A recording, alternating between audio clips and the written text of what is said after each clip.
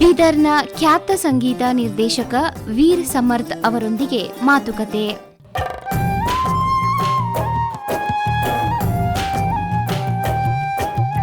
ನಡೆಸಿಕೊಡುತ್ತಾರೆ ಶಾರದಾ ಚಮ್ಮಲ್ದಿನ್ನಿ.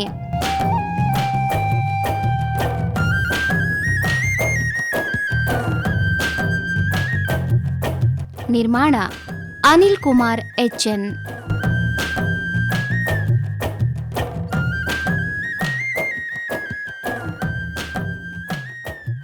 ಕೇಳುಗರೆ ನಮಸ್ಕಾರ. ಇವತ್ತಿನ ಕಾರ್ಯಕ್ರಮದಲ್ಲಿ ತಮ್ಮ ಅನುಭವಗಳನ್ನು ಹಂಚಿಕೊಳ್ಳಲಿದ್ದಾರೆ ಖ್ಯಾತ ಸಂಗೀತ ನಿರ್ದೇಶಕರಾದ ವೀರ್ ಸಮರ್ಥ್ ಅವರು. ಇವರು 1974 ಸೆಪ್ಟೆಂಬರ್ 10 ಬೀದರ್ ಜಿಲ್ಲೆಯ ಬಕ್ಚೌಡಿ ಗ್ರಾಮದಲ್ಲಿ ಜನಿಸಿದರು. ತಂದೆ ಶಂಕರಪ್ಪ ತಾಡ್ಲಾಪುರಿ, ತಾಯಿ ಬಸಮ್ಮ ಅವರು.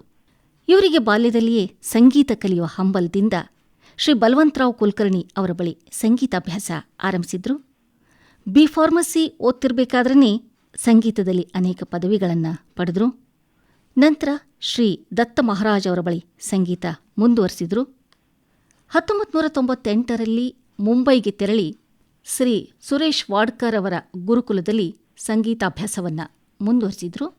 ಆನಂತರ ಬಾಲಿವುಡ್ನ ಖ್ಯಾತ ಸಂಗೀತ ನಿರ್ದೇಶಕರಾದ ಶ್ರೀ ರವೀಂದ್ರ ಜೈನ್ ಅವರ ಬಳಿ ವೃತ್ತಿ ಅನುಭವ ಪಡೆದರು. ಅಷ್ಟೇ ಅಲ್ಲದೆ ಪಂಡಿತ್ ಭೀಮ್ಸೇನ್ ಜೋಶಿ, ಶುಭಾ ಮುದ್ಗಲ್, ಇಸ್ಮಾಯಿಲ್ ದರ್ಬಾರ್ ಹಾಗೂ ಸಂದೇಶ್ ಶಾಂಡಿಲ್ಯ ಅವರ ಜೊತೆ ಕೆಲಸ ಮಾಡಿದರು. 2006 ಬೆಂಗಳೂರಿಗೆ ಬಂದು 30ಕ್ಕೂ ಹೆಚ್ಚು ಕನ್ನಡ ಚಿತ್ರಗಳಿಗೆ ಹಾಗೂ ಹಿಂದಿ, ಮರಾಠಿ ಚಿತ್ರಗಳಿಗೆ ಸಂಗೀತವನ್ನು ನೀಡಿ ಸ್ಯಾಂಡಲ್ವುಡ್ ಹಾಗೂ ಬಾಲಿವುಡ್ಗೆ ಹಿಟ್ ಸಾಂಗ್ಸ್ಗಳನ್ನು ನೀಡಿದ್ದಾರೆ. ಅನೇಕ ಪ್ರಶಸ್ತಿಗಳನ್ನು ಪಡೆದಂಥ ಕಲ್ಯಾಣ ಕರ್ನಾಟಕದ ಹೆಮ್ಮೆಯ ಪುತ್ರ ವೀರ್ ಸಮರ್ಥ್ ಅವರು ಇಂದು ನಮ್ಮ ಕೇಳುಗರ ಜೊತೆ ತಮ್ಮ ಅನುಭವಗಳನ್ನು ಹಂಚಿಕೊಳ್ಳಲು ಬಂದಿದ್ದಾರೆ. ಸರ್, ನಿಮಗೆ ಕಾರ್ಯಕ್ರಮಕ್ಕೆ ಸ್ವಾಗತ. ನಮಸ್ಕಾರ. ನಮಸ್ಕಾರ, ಧನ್ಯವಾದಗಳು ಮೇಡಮ್. ಸರ್, ನೀವು ಬಾಲ್ಯದಲ್ಲಿಯೇ ಸಂಗೀತ ನಿರ್ದೇಶಕರಾಗಬೇಕು ಅಂತ ಕನಸೇನಾದರೂ ಕಂಡಿದ್ರಾ? ಹೇಗೆ? ಬಾಲ್ಯದಲ್ಲಂತೂ ಇಲ್ಲ ಮೇಡಮ್. ನಾನು PUC ಫಸ್ಟ್ ಇಯರ್ ಇದ್ದಾಗ ಸಂಗೀತ ಕಲಿಯಕ್ಕೆ ಪ್ರಾರಂಭ ಮಾಡಿದ್ದು. ಆದ್ರೆ ಬಾಲ್ಯದಿಂದ ಅಂದ್ರೆ 6th 7th ಸ್ಟ್ಯಾಂಡರ್ಡ್ ಇದ್ದಾಗ ನನ್ಗೆ ಸಿನಿಮಾ ಹುಚ್ಚಿತ್ತು. ನನಗೆ ಫಸ್ಟ್ ಸಿನಿಮಾ ಗೀಳು ಅಂಟ್ಕೊಂಡಿದ್ದು 1983 ಅಲ್ಲಿ ಬಂದಂತ ಹಿಂದಿ ಚಿತ್ರ ಹೀರೋ ಅನ್ನೋ ಸಿನಿಮಾದಿಂದ. ಅಲ್ಲಿಂದ ಸಂಗೀತ ಅಂತೂ ನನ್ಗೆ ಎಲ್ಲೂ ಸಂಗೀತ ಕೇಳಿದ್ರೆ, ಎಲ್ಲೋ ಹಾಡುಗಳು ಕೇಳಿದ್ರೆ, ಸಿನಿಮಾ ಹಾಡುಗಳಾಗ್ಲಿ, ಭಕ್ತಿಗೀತೆಗಳು ಕೇಳಿದ್ರೆ ಆ ಸೆಳೆತ ಇತ್ತು ನನ್ಗೆ ತುಂಬಾ. ಹಾಗಾಗಿ ಬೆಳೀತಾ ಒಂದು PUC ಫಸ್ಟ್ ಇಯರ್ ಬಂದಾಗ ನನಗೆ ಸಿನಿಮಾದಲ್ಲಿ ಪ್ಲೇಬ್ಯಾಕ್ ಸಿಂಗರ್ ಆಗ್ಬೇಕು, ಹಿನ್ನೆಲೆ ಗಾಯಕ ಆಗ್ಬೇಕಂತ ಆಗ್ತಾ ಇತ್ತು ನನಗೆ. ಅಲ್ಲಿ ಬಂದು 1991 ಶಾಸ್ತ್ರೀಯ ಸಂಗೀತ ಕಲಿಯಕ್ಕೆ ಶುರು ಮಾಡಿದೆ ನಾನು. ಈಗ ನೀವು ಕಲಿಬೇಕು ಅಂದ್ರಿ, ಈಗ ನೀವು ಬೀದರ್ ಜಿಲ್ಲೆ, ಅಲ್ಲಿ ಅಷ್ಟು ಸಂಗೀತದ ವಾತಾವರಣ ಇರೋದಿಲ್ಲ. ನಿಮ್ಮ ಮನೆಯಲ್ಲಿ ಏನಾದರೂ ಸಂಗೀತ ವಾತಾವರಣ ಇತ್ತಾ? ಇಲ್ಲ, ನಮ್ಮ ಮನೇಲಂತೂ ಖಂಡಿತ ಇರ್ಲಿಲ್ಲ ಮೇಡಮ್. ನನಗೆ ಶಾಸ್ತ್ರೀಯ ಸಂಗೀತ ಅಂದ್ರೆ ಹೇಗಿರುತ್ತೆ, ಸಾರಿಗಮಪ್ಪ ಏನಿರುತ್ತೆ ಅನ್ನೋ 7 ಸ್ವರಗಳಿರುತ್ತೆ ಅನ್ನೋದು ಗೊತ್ತಿರಲಿಲ್ಲ ನನಗೆ. ಅಷ್ಟೊಂದು ನಾವು ಸಂಗೀತದಿಂದ ದೂರ ಇರೋದು. ಮನೇಲಿ ಅಭಿರುಚಿನೂ ಇಲ್ಲ. ಅಂದ್ರೆ ಭಜನೆಗಳಲ್ಲಿ, ದೇವಸ್ಥಾನಗಳಲ್ಲೆಲ್ಲ ಹಾಡ್ತಿದ್ರಲ್ಲ ಹಳ್ಳಿಗಳಲ್ಲಿ, ಆ ತರನೂ ಒಂದು ನಮ್ಮ ಮನೇಲಿ ವಾತಾವರಣ ಇರ್ಲಿಲ್ಲ. ಪಾರ್ಶ್ವಗಾಯನ ಮಾಡ್ಬೇಕಾದ್ರೆ ಸಿನಿಮಾದಲ್ಲಿ ಶಾಸ್ತ್ರೀಯ ಸಂಗೀತ ಬೇಸ್ ಇದ್ರೆ ಚೆನ್ನಾಗಿರುತ್ತೆ ಅಂತ ನನಗೆ ಒಬ್ಬರು ನನ್ನ ಫ್ರೆಂಡ್ ಹೇಳಿದ್ರು. ಹಾಗಾಗಿ ನಾನು ಶಾಸ್ತ್ರೀಯ ಸಂಗೀತ ಕಲಿಯಕ್ಕೆ ಶುರು ಮಾಡಿದ. ಬಟ್ ಶಾಸ್ತ್ರೀಯ ಸಂಗೀತನೇ ವೃತ್ತಿಗೆ ತಗೊಳ್ಬೇಕಂತ ಇರ್ಲಿಲ್ಲ ಆಸೆ. ಬಟ್ ಕಲಿತಾ ಏನಾಯ್ತಂದ್ರೆ ಸಿನಿಮಾಕ್ಕಿಂತಲೂ ಜಾಸ್ತಿ ಶಾಸ್ತ್ರೀಯ ಸಂಗೀತದಲ್ಲೇ ಮುಳುಗ್ ಹೋಗ್ಬಿಟ್ಟೆ ನಾನು. ಹಾಗಾಗಿ ನಾನು ಸಂಗೀತ ವಿದ್ವತ್, ಸಂಗೀತ ವಿಶಾರದೆಲ್ಲ ಕಂಪ್ಲೀಟ್ ಮಾಡ್ಕೊಂಡ್ಬಿಟ್ಟೆ. ಹೌದಾ? ಅದು ನನ್ನ ಒಳಗೆ ಬಂದಿತ್ತು. ಅದು ಒಂದು ನನ್ನ ಅಭಿರುಚಿ ನನ್ನ ಒಳಗೆ ಇದೆ. ಅಂದ್ರೆ ಸಿನಿಮಾ ನೋಡಿದ ತಕ್ಷಣ ನೀವು ಹಾಡ್ಬೇಕು ಅಂತ ನಿಮಗೆ ಅನಿಸ್ತು? ಆ ಸಿನಿಮಾ ನೋಡಿದ ತಕ್ಷಣ ಆಗಿಲ್ಲ, ಬಟ್ ಬೆಳಿತಾ ಏನಂದ್ರೆ ಹಾಡ್ತಾ ಅಲ್ಲಿ ಇಲ್ಲಿ ಗಣೇಶ ಕೂಡಿದಾಗ ಅದನ್ನ ನಾವು ಗಣೇಶ್ ಪೆಂಡಲ್ ನಲ್ಲಿ ಹಾಡಕ್ ಶುರು ಮಾಡಿದೆ ನಾನು. ಹಾಡ್ತಿದ್ದೆ ಅಭಿರುಚಿ. ಬಟ್ ಅದು ಅಭಿರುಚಿ ನನಗೆ ಒಂದು ಒಳಗಡೆ ಕಲೆ ಇದೆ ಅಂತ ನಾನು ಗುರುತಿಸ್ಕೊಳ್ಳಿಕ್ ಆಗಿದ್ದೆ ನಾನು ಸ್ಟೇಜ್ ಅಲ್ಲಿ ಹಾಡಕ್ ಶುರು ಮಾಡೋದಾಗಿತ್ತ. ಅವಾಗ ಹಾಗೆ ಹಾಡ್ತಾ ಜನಗಳು ಹೇಳ್ತಿದ್ರು, ಚೆನ್ನಾಗ್ ಹಾಡ್ತೀಯಪ್ಪ, ವಾಯ್ಸ್ ಚೆನ್ನಾಗಿದೆ ಅಂತ ಹೇಳ್ತಿದ್ರು. ಅದು ಕೇಳ್ಬಿಟ್ಟು ಇವಾಗ ಏನಾದ್ರು ಸಿನಿಮಾದಲ್ಲೇ, ನಾನು ಸಿನಿಮಾದ ಹುಚ್ಚಂತೂ ಇತ್ತು. ಸಿನಿಮಾ ಹುಚ್ಚಂದ್ರೆ ಸಿನಿಮಾ ಇಂಡಸ್ಟ್ರಿಗೆ ಹೋಗ್ಬೇಕಂದ್ರೆ ಏನಿದೆ ನನ್ನ ಹತ್ರ, ಒಂದು ಕಂಠ ಇದೆ, ಒಂದು ಕಲೆ ಇದೆ, ಅಂದ್ರೆ ಶಾಸ್ತ್ರೀಯ ಸಂಗೀತ ಕಲ್ತ್ರೆ ಸಿಂಗರ್ ಆಗ್ತೀನಿ ಅನ್ನೋದ್ರಿಂದ ಅದರಿಂದ ನಾನು ಕಲಿಯಕ್ಕೆ ಶುರು ಮಾಡಿದ್ವಿ. ಬಲವಂತರಾವ್ ಕುಲಕರ್ಣಿ ಅವ್ರ ಹತ್ರ ಶುರು ಮಾಡಿದ್ರಿ ಅಂದ್ರೆ ನಿಮ್ಮ ಮನೆಯಲ್ಲಿ ಏನು ಅನ್ಲಿಲ್ವಾ? ಇಲ್ಲ, ನಾನು ಬಲವಂತರಾವ್ ಕುಲಕರ್ಣಿ ಅವ್ರಿಗೆ PUC ಫಸ್ಟ್ ಇಯರ್ ಇದ್ದಾಗ ಅಡ್ಮಿಷನ್ ಮಾಡಿದೆ. ನಮ್ ಗುರುಗಳು ಫಸ್ಟ್ ಪ್ರಥಮ ಗುರುಗಳು ಅವರು 1991 ನವೆಂಬರ್ 1 ಅವತ್ತು ನಮ್ ಕರ್ನಾಟಕ ರಾಜ್ಯೋತ್ಸವ ಇತ್ತು. ಅವತ್ತು ನನ್ಗೆ ಗೊತ್ತಿರ್ಲಾರ್ದೆ ಅಲ್ಲಿ ಅಡ್ಮಿಷನ್ ಮಾಡಿದೆ. ಬಟ್ ನಾನು 1.5 ವರ್ಷವರೆಗೂ ನನ್ನ ಮನೇಲಿ ತಿಳಿಸೇ ಇಲ್ಲ ನಾನು ಶಾಸ್ತ್ರೀಯ ಸಂಗೀತ ಕಲಿಯಕ್ಕೆ ಹೋಗ್ತಾ ಇದ್ದೀನಿ ಅಂತ, ಸಂಗೀತ ಕಲಿತಾ ಇದ್ದೀನಿ ಅಂತ ಹೇಳಿ. ಅಂದ್ರೆ ನಿಮ್ಮ ಮನೆ ಅಪ್ಪ ಅಮ್ಮ ಯಾರಿಗೂ ಗೊತ್ತಿರ್ಲಿಲ್ಲ? ಯಾರಿಗೂ, ನನ್ನ ಫ್ರೆಂಡ್ ಒಂದಿಬ್ರು ಮೂವರು ಬಿಟ್ರೆ ಯಾರಿಗೂ ಗೊತ್ತಿರಲಿಲ್ಲ ಮನೇಲಿ. ಅದು 1 ವರ್ಷ ತನಕ ಯಾರಿಗೂ ಹೇಳಿಲ್ಲ ನಾನು. ಮತ್ತೆ ಅವ್ರು ಹೆಂಗೆ ಫೀಸ್ ಎಲ್ಲ ಬೇಕಾಗ್ತಿತ್ತಲ್ಲ? ಫೀಸ್ ಅಂದ್ರೆ ಪಾಕೆಟ್ ಮನಿ ಕೊಡ್ತಿದ್ರಲ್ಲ, ಅದ್ರಲ್ಲಿ ಅವಾಗ ಎಷ್ಟು ಫೀಸ್, ನನಗೆ 15 ರೂಪಾಯಿ ಇತ್ತು ಫೀಸ್ ಅಷ್ಟೇ ಸ್ಟಾರ್ಟಿಂಗ್. ಅದು 15 ರೂಪಾಯಿ ಅವತ್ತಿನ ಟೈಮ್ ನಾವು ಪಾಕೆಟ್ ಮನಿಯಿಂದೇ ಕೊಡ್ತಿದ್ದೆ ನಾನು. ನೀವೇ ಕೊಟ್ಟು ಎಲ್ಲ ಮಾಡ್ತಿದ್ರಿ. ಮತ್ತೆ ಪರೀಕ್ಷೆಗಳನ್ನೆಲ್ಲ ಪಾಸ್ ಮಾಡಿದ್ರಿ ಅಂತೀರಿ. ಜೂನಿಯರ್ ಸೀನಿಯರ್ ಕುಲಕರ್ಣಿ ಅವ್ರು ಆದ ನಂತರ ನಾನು ಸೆಕೆಂಡ್ ಗುರುಗಳು ಬಂದು ಆಶಿತಾ ಘೋಷ್ ಅಂತ ಇದ್ದಾರೆ ಇವಾಗ. ಅವರು ಇಲ್ಲಿ ಕರ್ಮಂಡಲ್ ಟೀಚರ್ ಇದ್ರು, ಅವ್ರ ಹತ್ರ ಕಲಿಯಕ್ ಶುರು ಮಾಡಿದೆ ನಾನು ಸೀನಿಯರ್. ಆವಾಗ ಎಕ್ಸಾಮ್ ಕೊಟ್ಟೆ, ಜೂನಿಯರ್ ಎಕ್ಸಾಮ್ ಕಂಪ್ಲೀಟ್ ಮಾಡಿದೆ. ಎಕ್ಸಾಮ್ಸ್ ಎಲ್ಲ ಹಾಗೆ. ಆನಂತರ ಅವ್ರಾದ ನಂತರ ಸುರೇಖಾ ಕುಲಕರ್ಣಿ ಅಂತ ನಾನು ವಿದ್ವತ್ ಅವ್ರ ಹತ್ರ ಸೀನಿಯರ್ ಅವ್ರ ಹತ್ರ ಕಲಿಯಕ್ ಶುರು ಮಾಡಿದೆ. ವಿದ್ವತ್ ಮತ್ತು ಸೀನಿಯರ್ ಸುರೇಖಾ ಮೇಡಮ್ ಅವ್ರ ಹಸ್ಬೆಂಡ್ ನೇ ದತ್ ಮಹಾರಾಜ್ ನಮ್ ಗುರುಗಳು ಇನ್ನೊಬ್ರು. ಅಂದ್ರೆ ಟೋಟಲ್ ಒಂದು 6 ಶಾಸ್ತ್ರೀಯ ಸಂಗೀತ ಕಲಿಸಿದಂತ ಗುರುಗಳು 4 ಜನ ಗುರುಗಳು. ಬಲವಂತರಾವ್ ಕುಲಕರ್ಣಿ, ಆಶಿತಾ ಘೋಷ್, ಸುರೇಖಾ ದತ್ ಮಹಾರಾಜ್ ಅನ್ಕೊಳ್ಳಿ. ಸುರೇಖಾ ಕುಲಕರ್ಣಿ ಅವ್ರ ಸುರೇಖಾ ದತ್ ಮಹಾರಾಜ್. ಆನಂತರ ವೈಕುಂಠ ದತ್ ಮಹಾರಾಜ್ ಬಂದು ನನಗೆ ಸಂಗೀತ ವಿದ್ವತ್ತು ಸಂಗೀತ ವಿಶಾರದ ಅವ್ರು ಕಲಿಸಿದ ಪಾಠ. ಅವ್ರ ಹತ್ರ ಕಲ್ತ್ರಿ. ಆಮೇಲೆ ಪರೀಕ್ಷೆಗಳನ್ನು ಪಾಸ್ ಮಾಡಿದ್ರಿ. ಅವಾಗೆಲ್ಲ ನಿಮಗೆ ಅಂದ್ರೆ ಗುರುಗಳ ಹತ್ರ ಎನ್ಕರೇಜ್ ಸಿಕ್ತಿತ್ತು, ಮನೆಯಲ್ಲಿ ಗೊತ್ತೇ ಇರ್ಲಿಲ್ಲ? ಆದ್ರೆ 1 ವರ್ಷ ನಂತರ 2 ವರ್ಷ ನಂತರ ಮನೇಲಿ ಗೊತ್ತಾಯ್ತು. ಆ ನಂತರ ಅಪ್ಪ ಅದನ್ನ ನಾನು ಪಾಕೆಟ್ ಮನಿಯಲ್ಲಿ ಹಾರ್ಮೋನಿಯಂ ಪರ್ಚೇಸ್ ಮಾಡಿದೆ, ತಂಬೂರಿ ಪರ್ಚೇಸ್ ಮಾಡಿದೆ. ಆನಂತರ ಅಪ್ಪ ಅಮ್ಮ ಮಾಡಪ್ಪ ಬೇಡ ಅಂತ ಇಲ್ಲ ನನಗೆ ಅದು. ಬಟ್ ಇದನ್ನು ಸೈಡ್ ಇಟ್ಕೋ, ನೀನು ಹಾಬಿ ತರ ಇಟ್ಕೋ, ಪ್ರೊಫೆಷನಲ್ ಆಗಿ ತಗೊಳ್ಬೇಡ ಅಂತಂದ್ರು ಮನೇಲಿ. ಬಟ್ ನನಗೆ ಅಂದ್ರೆ ಈ ವಾತಾವರಣ ಹೇಗಿದೆ ನಿಮ್ಗಂತೂ ಗೊತ್ತು, ಬೀದರ್ ಕರ್ನಾಟಕದಲ್ಲಿ ಕಲೆಗೆ ಎಷ್ಟು ಬೇರೆ ಇದೆ ಅಂತ ನಿಮ್ಗೆ ಚೆನ್ನಾಗಿ. ಹಾಗೆ ಜನಗಳು ಆಡ್ಕೊಡ್ತಿದ್ರು, ಅದೇನೋ ಹಾರ್ಮೋನಿಯಂ ನುಡ್ಸ್ಕೊಂಡು ಹೋಗ್ತಾನಂತೆ ಇವನು ಅಂತ. ನಾವೊಂದು ಮಧ್ಯಮವರ್ಗೀಯ ಒಳ್ಳೆ ಕುಟುಂಬದಲ್ಲಿ ಇದ್ದ, ತಂದೆಗೆ ಗೌರ್ಮೆಂಟ್ ಆಫೀಸರ್ ಇದ್ರು, ಚೆನ್ನಾಗಿ ಒಳ್ಳೆ ಒಂದು ಲೆವೆಲ್ ಚೆನ್ನಾಗಿದ್ವಿ ನಾವು ಫೈನಾನ್ಷಿಯಲಿ ಎಲ್ಲ. ನನ್ ತಂದೆಗೆ ಒಬ್ಬನೇ ಮಗ, ತಂದೆ ತಾಯಿಗೆ. ಏನ್ ನಿಮ್ ಮಗ ಹಾರ್ಮೋನಿಯಂ ನುಡ್ಸ್ಕೊಂಡು ಹೋಗ್ತಾನೆ, ಅವ್ನಿಗೆ ಏನಾದ್ರು ಒಳ್ಳೆ ಇಂಜಿನಿಯರಿಂಗ್ ಮಾಡಿಸಿ MBBS. ನಮ್ ತಂದೆಗೂ ಕೂಡ ಅದೇ ಆಸೆ ಇತ್ತು, ಮೆಡಿಕಲ್ ಮಾಡ್ಬೇಕಂತ ಆಸೆ ಇತ್ತು. ಬಟ್ ನನಗೆ ಎಕ್ಸಾಮ್ಗಳು ಕಟ್ಟಿ, ಅಟ್ಲೀಸ್ಟ್ ಎಕ್ಸಾಮ್ಗಳು ಕಟ್ಟೋದಂದ್ರೆ ನಾಳೆ ಫ್ಯೂಚರ್ ಒಂದು ಸೆಕ್ಯೂರ್ ಆಗ್ಲಿ ಅನ್ನೋ ದೃಷ್ಟಿಯಿಂದ ನಾನು ಎಕ್ಸಾಮ್ಗಳು ಕಟ್ಟಿದ್ದಷ್ಟೇ. ಒಂದು ಆಪ್ಷನ್ ಜೊತೆ ಡಿಗ್ರಿ ಜೊತೆ ಇದನ್ನು ಒಂದು ಇರಲಿ ಸರ್ಟಿಫಿಕೇಟ್ಸ್ ಅಂತ ಅನ್ನೋ ಕಾರಣದಿಂದ ನಾನು ಹೋಗೋದಿತ್ತು. ಸಿನಿಮಾ ಇಂಡಸ್ಟ್ರಿಗೆ ಹೋಗ್ಬೇಕಂತ ಕಲಿಯಕ್ ಬಂದಿದ್ದು ನಾನು. ಆದ್ರೂ ಹಾಗೆ ಎಕ್ಸಾಮ್ಗಳೆಲ್ಲ ಕಟ್ಟಿ ಪಾಸ್ ಆಗ್ಬಿಟ್ಟು. ಅಂದ್ರೆ ಅವಾಗ ನೀವು ಯಾವ ಹಾಡುಗಳನ್ನ ಕೇಳ್ತಿದ್ರಿ ಸರ್? ಕಿಶೋರ್ ಕುಮಾರ್ ಅವ್ರದ್ದು ಅಥವಾ ಎಲ್ಲ ರಫೀಸ್ ಸಾಹೇಬ್ರದು, ಕಿಶೋರ್ದ ಮತ್ತೆ ಮುಖೇಶ್ ಅವ್ರದ್ದು, ಆಲ್ಮೋಸ್ಟ್ ತುಂಬಾ ಏನೇ ಒಳ್ಳೆ ಒಳ್ಳೆ ಹಾಡುಗಳು. ಆನಂತರ ಆ ಟೈಮ್ಗೆ ಆಶಿಕಿ ಅದನ್ನೆಲ್ಲ ತುಂಬಾ ಹಿಟ್ ಆಗಿದ್ವು. ನಾವು ಸಂಗೀತ ಕಲೆ ಟೈಮ್ಗೆ ಕುಮಾರ್ ಸಾನು, ಉದಿತ್ ನಾರಾಯಣ್ ಎಲ್ಲ ಬಂದಿದ್ರು ಅವಾಗ. ಆ ಜನರೇಷನ್ ಕೇಳ್ತಾ ಇದ್ವಿ, ಹಳೆ ಜನರೇಷನ್ ಕೇಳ್ತಾ ಇದ್ವಿ. ಎಲ್ಲ ದಿಗ್ಗಜರು ಶಾಸ್ತ್ರೀಯ ಸಂಗೀತನೂ ಕೇಳ್ತೀವಿ, ಸಿನಿಮಾ ಹಾಡುಗಳು ಕೇಳ್ತೀವಿ, ಗಜಲ್ಗಳು ಕೇಳ್ತೀವಿ. ಹರಿಹರನ್ ಅವ್ರದ್ದು, ಜಗದೀಶ್ ಸಿಂಗ್ ಅವ್ರದ್ದು, ಗುಲಾಮ್ ಅಲಿ ಅವ್ರದ್ದು ಎಲ್ಲ ಕೇಳ್ತೀವಿ, ಸೂಫಿ ಕೇಳ್ತಿದ್ವಿ. ಅದ್ರ ಎಲ್ಲ ಪ್ರಕಾರಗಳ ಕೇಳಿಕ್ ಶುರು ಮಾಡಿದ್ವಿ ಮೇಡಮ್ ನಾನು. ಅವಾಗ್ಲೇ ಕೇಳ್ತಾ ಇದ್ರಿ? ಅವಾಗ ಕೇಳ್ತಿದ್ವಿ. ಆ ಪ್ರಕಾರಗಳನ್ನು ನಾನು ಕನ್ನಡದಲ್ಲಿ ಬಳಸ್ಕೊಂಡಿದ್ದೀನಿ ನಾನು. ಗಜಲ್ ಶೈಲಿ ಹಾಡನ್ನು ಮಾಡಿದ್ದೀನಿ ನಾನು. ಸೂಫಿ ಹಾಡಂತೂ 2-3 ಸೂಫಿ ತರ ಸಾಂಗ್ಗಳು ಕನ್ನಡದಲ್ಲಿ ಮಾಡಿದ್ದೀನಿ. ಹೌದೌದು. ಈ ಮಾಸ್ ಲೀಡರ್ ಅಲ್ಲಿ ಒಂದು ಅರಬಿಕ್ ಟೈಪ್ ಏನೋ ಅರಬಿಕ್ ಮಾಡಿದ್ದೀನಿ ನೋಡಿ. ಅರಬಿಕ್ ಎಷ್ಟು ಒರಿಜಿನಲ್ ಇದೆ ಅಂದ್ರೆ ನಿಮ್ಗೆ ಬಹಳ ಜನ ಹೇಳಿದ್ರು ನನಗೆ, ಕನ್ನಡದಲ್ಲಿ ಅರಬಿಕ್ ಈ ಮಟ್ಟದ ಅರಬಿಕ್ ಸಾಂಗ್ ಯಾರು ಮಾಡಿಲ್ಲ. ಹೌದು, ನಾವು ಕೇಳಿದಾಗ ಅನಿಸ್ತು ಇದು ಅರಬಿಕ್ ಶೈಲಿ ನಾವು ಕೇಳಿಲ್ಲ, ಇದು ಫಸ್ಟ್ ಟೈಮ್ ಅದು ಮಾಸ್ ಲೀಡರ್ ಚಿತ್ರದಲ್ಲಿ ಆ ಹಾಡು. ಸರ್, ಇಷ್ಟೆಲ್ಲ ನೀವು ಇಲ್ಲಿ ತಯಾರು ಮಾಡಿಕೊಂಡು ಈಗ ಮುಂಬೈಗೆ ಹೋಗ್ಬೇಕಾದ್ರೆ ನಿಮ್ಮ ಅಪ್ಪ ಅಮ್ಮ ಏನಂದ್ರು? ಮನೇಲಿ ಯಾವ ರೀತಿ ನಿಮ್ಗೆ ಪ್ರೋತ್ಸಾಹ ಸಿಕ್ತು? ನಾ ಅಪ್ಪ ಅಮ್ಮಗೆ 95 ಕನ್ವಿನ್ಸ್ ಮಾಡಿದೆ ಮೇಡಮ್. ನಮ್ ತಂದೆಗೆ, ನಮ್ ತಂದೆ ತುಂಬಾ ಆಸೆ ಇತ್ತು ನಾನು ಮೆಡಿಕಲ್ ಮಾಡ್ಬೇಕು, ಡಾಕ್ಟರ್ ಆಗ್ಬೇಕಂತ. ಆದ್ರೆ ನಂದೊಬ್ಬ ಫ್ರೆಂಡ್ ಇದ್ದಾನೆ ಶನೀಶ್ವರ್ ಅಂತ ಹೇಳಿ, ಬೀದರಲ್ಲಿ ನಾವು ಕ್ಲಾಸ್ ಮಾಡಿ ತುಂಬಾ ಚಡ್ಡಿ ದೋಸ್ತರು ಇಬ್ರು. ಅವ್ನು ನಮ್ ತಂದೆನೂ ಅವನಿಗೆ ತುಂಬಾ ಪ್ರೀತಿ ಮಾಡ್ತಿದ್ರು. ನಮ್ ತಂದೆಗೆ ಕನ್ವಿನ್ಸ್ ಮಾಡಿದ್ರು ಅವ್ನು, ಅಂಕಲ್ ಅವನೇನೋ ಆಸೆ ಇದೆ, ಬಿಟ್ಬಿಡ್ರಿ, ಮಾಡ್ಲಿ, ಅವನು ಮಾಡ್ತಾನಂತ ನನಗೂ ಒಂದು ನಂಬಿಕೆ ಇದೆ, ಅವನೇನೋ ಸಾಧನೆ ಮಾಡ್ತಾನೆ ಅಂತ. ತುಂಬಾ ಕಷ್ಟಪಡ್ತಾನೆ ತುಂಬಾ. ನಾನು ಆ ಟೈಮಲ್ಲಿ 6 ರಿಂದ 8 ಗಂಟೆಗಳ ಸಾಧನೆ ಮಾಡ್ತಾ ಇದ್ದೆ, ರಿಯಾಜ್ ಮಾಡ್ತಿದ್ದೆ ಮನೇಲಿ ಕೂತ್ಕೊಂಡು. ಅದನ್ನ ನೋಡ್ಬಿಟ್ಟು ಅವ್ರಿಗೆ ನಮ್ ತಂದೆಗೆ ಅನಿಸ್ತು, ಮಾಡಿ ಬಿಡು, ಅವ್ನೆಲ್ಲಿ ಹೋಗ್ತಾನೆ ಹೋಗ್ಲಿ, ಎಲ್ಲಿ ಕಲಿತಾನೆ ಕಲಿ, ಮುಂದಿನ ಅಭ್ಯಾಸ ಎಲ್ಲಾದ್ರೂ ಕಲಿ, ಬೆಂಗಳೂರು, ದಿಲ್ಲಿ, ಭಾರತದ ಯಾವ್ದು ಕೋಣೆ, ಯಾವ್ದು ನಗರಕ್ಕೆ ಹೋಗ್ತಾನೆ ಹೋಗಿ ಕಲೀಲಿ ಅಂತ ನಮ್ ತಂದೆ ಅಷ್ಟೊಂದು ಸಪೋರ್ಟ್ ನಿಂತರು. ಹಾಗಾಗಿ ನಾನು ಬಾಂಬೆ ಶಿಫ್ಟ್ ಆದೆ ಮೇಡಮ್ ಆಮೇಲೆ 98. ಬಾಂಬೆ ಶಿಫ್ಟ್ ಆದ್ಮೇಲೆ ಅಲ್ಲಿ ನಿಮ್ಮ ಗುರುಕುಲದಲ್ಲಿ ಸಂಗೀತಾಭ್ಯಾಸನ ಮುಂದುವರಿಸಿದ್ರಿ ನೀವು? ಸುರೇಶ್ ವಾಡ್ಕರ್ ಅಂತ ತುಂಬಾ ದೊಡ್ಡ ಸಿಂಗರ್, ಗೊತ್ತು, ಪಾರ್ಶ್ವಗಾಯಕರು, ಶಾಸ್ತ್ರೀಯ ಸಂಗೀತ ಕಲ್ಪಂತ. ಅವ್ರದೊಂದು ಗುರುಕುಲ ಇದೆ ಮೇಡಮ್, ಅದು ಅದ್ರ ಹೆಸರು ಅಜೀವಸನ್ ಅಂತಿದೆ. ಅವರು ಅಜೀವಸನ್ ಗುರುಕುಲ ಅಂತಿದೆ, ಅದು ಅವ್ರು ನಡೆಸ್ತಾರಲ್ಲಿ. ಅವ್ರ ಗುರುಗಳಿಂದ ಬಂದಂತದ್ದು. ಅಲ್ಲಿ ಹೋದೆ ನಾನು, ಅಲ್ಲಿ ಕರೆದ್ರು ಅವರು, ನನ್ನ ಫೋನಲ್ಲಿ ಮಾತಾಡಿದ್ವಿ. ಆನಂತರ ಅಲ್ಲಿ ಡೈರೆಕ್ಟ್ ಕರೆದ್ರು ಅವರು. ಕರೆದಲ್ಲಿ ನನ್ಗೆ ಹಾಡಾಗ ಒಂದು ಇಂಟರ್ವ್ಯೂ ಮಾಡಿದ್ರು, ನನ್ಗೆ ಒಂದು ಎಂಟ್ರೆನ್ಸ್ ತರ ತಗೊಂಡು ಆನಂತರ ಓಕೆ ಬಾ ಕರ್ಸ್ತೀನಿ ಅಂತ ಆನಂತರ ಹೇಳಿದ್ರು ಮೇಡಮ್ ಅವ್ರು. ಅಲ್ಲಿ ಏನೇನು ಅಭ್ಯಾಸ ಮಾಡಿದ್ರಿ ಸರ್? ಅಲ್ಲಿ ಪ್ಲೇಬ್ಯಾಕ್ ಸಿಂಗಿಂಗ್ ಸಲುವಾಗಿ ಹೋಗಿದ್ ಮೇಡಮ್. ಏನಂದ್ರೆ ಸುರೇಶ್ ಅವರು ಪ್ಲೇಬ್ಯಾಕ್ ಸಿಂಗರ್ ಗಳಿಗೆ ಏನ್ ಟ್ರೈನ್ ಮಾಡ್ತಾರೋ ಅದಕ್ಕೆ ಮಾಡ್ತಿದ್ರು. ಅಲ್ಲಿ ಸ್ವಲ್ಪ ದಿವಸ ಆದ ನಂತರ ನನಗೆ ಏನಾದ್ರು ಇನ್ಸ್ಟ್ರೂಮೆಂಟ್ ಆದವ್ರು ಏನಾದ್ರು ಕಲ್ತ್ರ? ಇಲ್ಲ ಮೇಡಮ್, ವೋಕಲ್ ಗಾಯನನೇ ಕಲ್ತ್ರಿ. ನಾನು ಪ್ಲೇಬ್ಯಾಕ್ ಸಿಂಗರ್ ಆಗ್ಬೇಕಂತ ಆಸೆ ಇತ್ತು ನನಗೆ. ಹಾಗೆ ಗಾಯನ ಹಾರ್ಮೋನಿಯಂ ಅಂತೂ ನುಡಿಸ್ತಿದ್ವಿ ನಾವು. ಶಾಸ್ತ್ರೀಯ ಸಂಗೀತದಲ್ಲಿ ಕಾಮನ್ ಆಗಿ ಆಲ್ಮೋಸ್ಟ್ ಎಲ್ರು ಗಾಯಕರು ಎಲ್ಲರೂ ಹಾರ್ಮೋನಿಯಂ ನುಡಿಸ್ತಾರೆ. ಹೌದು. ಹಾಗಾಗಿ ಅವ್ರ ಹತ್ರ ಸ್ವಲ್ಪ ದಿವಸ ಅಭ್ಯಾಸ ಆದ ನಂತರ ಅಲ್ಲಿಂದ ನನಗೆ ಪರಿಚಯ ಆಗಿತ್ತು ರವೀಂದ್ರ ಜೈನ್ ಅವರು. ಫಡ್ಕೋರ್ ಅವರಿಗೆ ಸಿನಿಮಾ ಪರಿಚಯ ಮಾಡ್ತಿದ್ದು ರವೀಂದ್ರ ಜೈನ್ ಅವ್ರಿಗೆ. ಅವರು ಒಂಥರ ಗುರುಗಳು ಅವರಿಗೆ, ಸುರೇಶ್ ಫಡ್ಕೋರ್ ಅವ್ರಿಗೆ. ಹಾಗಾಗಿ ನಮಗೂ ಏನೋ ನಾವು ಅನ್ಕೊಂಡಿರಲ್ಲ ಅವ್ರ ಹತ್ರ ಹೋಗ್ಲೇಬೇಕಂತ ಒಂದು ದಾರಿ ಓಪನ್ ಆಯ್ತು. ಹಾಗೆ ಹೋಗ್ಬಿಟ್ವಿ. ಅವ್ರ ಆಶೀರ್ವಾದ ಸಿಕ್ತು. ಅವ್ರ ಜೊತೆ 5 ವರ್ಷ ಶಿಷ್ಯ ವೃತ್ತಿ ಮಾಡಿದೆ ಮೇಡಮ್. ರವೀಂದ್ರ ಜೈನ್ ಅವ್ರ ಬಳಿ 5 ವರ್ಷ ಮಾಡಿದೆ. ಹೌದು, ನಾನು ಎಲ್ಲಕ್ಕಿಂತ ಸಿನಿಮಾ ಪ್ರಕಾರಗಳು ಕಲ್ತಿದ್ದೆ ಅವ್ರ ಹತ್ರ. ಸಿನಿಮಾ ರೆಕಾರ್ಡಿಂಗ್ ಹೇಗ್ ಮಾಡ್ತಾರೆ, ಕಂಪೋಸಿಷನ್ ಹೇಗ್ ಮಾಡ್ತಾರೆ, ವಾದ್ಯಗಳನ್ನ ಹೇಗ್ ಬಳಸ್ತಾರೆ, ಆನಂತರ ರೆಕಾರ್ಡ್ ಮಾಡೋ ಹಾಡ ಸಿಂಗರ್ ಹತ್ರ ಯಾವ ತರ ಹಾಡಿಸ್ತಾರೆ ಅವ್ರ ಹತ್ರ, ಒಂದು ಕಂಪೋಸರ್ ಆಗಿ ಅದೆಲ್ಲ ಕಲಿಯಕ್ ನಾನು ಸಿಕ್ಕಿದ್ದಲ್ಲ ರವೀಂದ್ರ ಜೈನ್ ಅವ್ರ ಜೊತೆ. ಅವರು ಖ್ಯಾತ ಸಂಗೀತ ನಿರ್ದೇಶಕರು ಸರ್.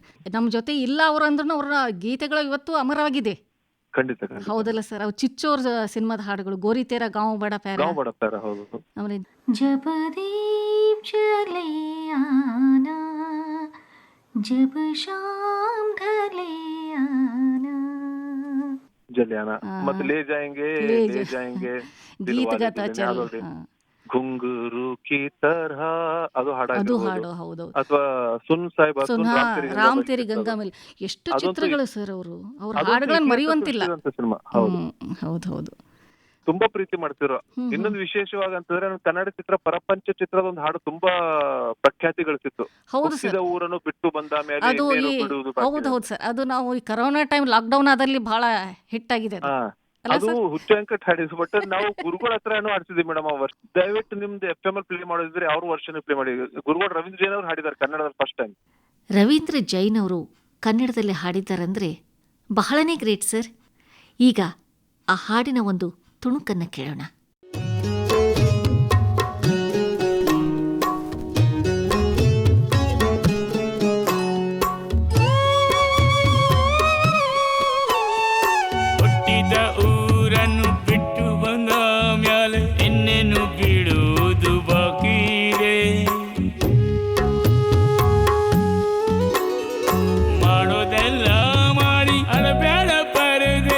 ಎದ್ದೇಳು ಕೊನೆ ಬಸ್ಸು ಟೈಮ್ ಆಗಿದೆ. ಊರ ದಿಕ್ಕಿನ ಗಾಡಿ ತಂದಿದೆ ಒಂದು ಕಾಣದ ಕೂಗನ್ನು. ತವರಿಗಿಂತ ಬೆಚ್ಚನೆ ಜಾಗ ಹೇಳು ಎಲ್ಲಿದೆ ನಿಂಗಿನ್ನು. ನಿಂಗಿದು ಬೇಕಿತ್ತ ಮಗನೇ, ವಾಪಸ್ಸು ಹೊಂಟೋಗು ಶಿವನೇ. ಬ್ಯಾಗು ಹಿಡಿ ಸೀದ ನಡಿ, ಬೋರ್ಡು ನೋಡಿ ಬಸ್ಸು ಹೇಳಿ. ಹುಟ್ಟಿದ ಊರನ್ನು ಬಿಟ್ಟು ಬಂದ ಮ್ಯಾಲೆ ಇನ್ನೇನು ಬಿಡುವುದು ಬಾಕಿ ಇದೆ. ಮಾಡೋದೆಲ್ಲ ಮಾಡಿ ಅಳಬೇಡ ಪರದೇಸಿ, ಎದ್ದೇಳು ಕೊನೆ ಬಸ್ಸು ಟೈಮ್ ಆಗಿದೆ.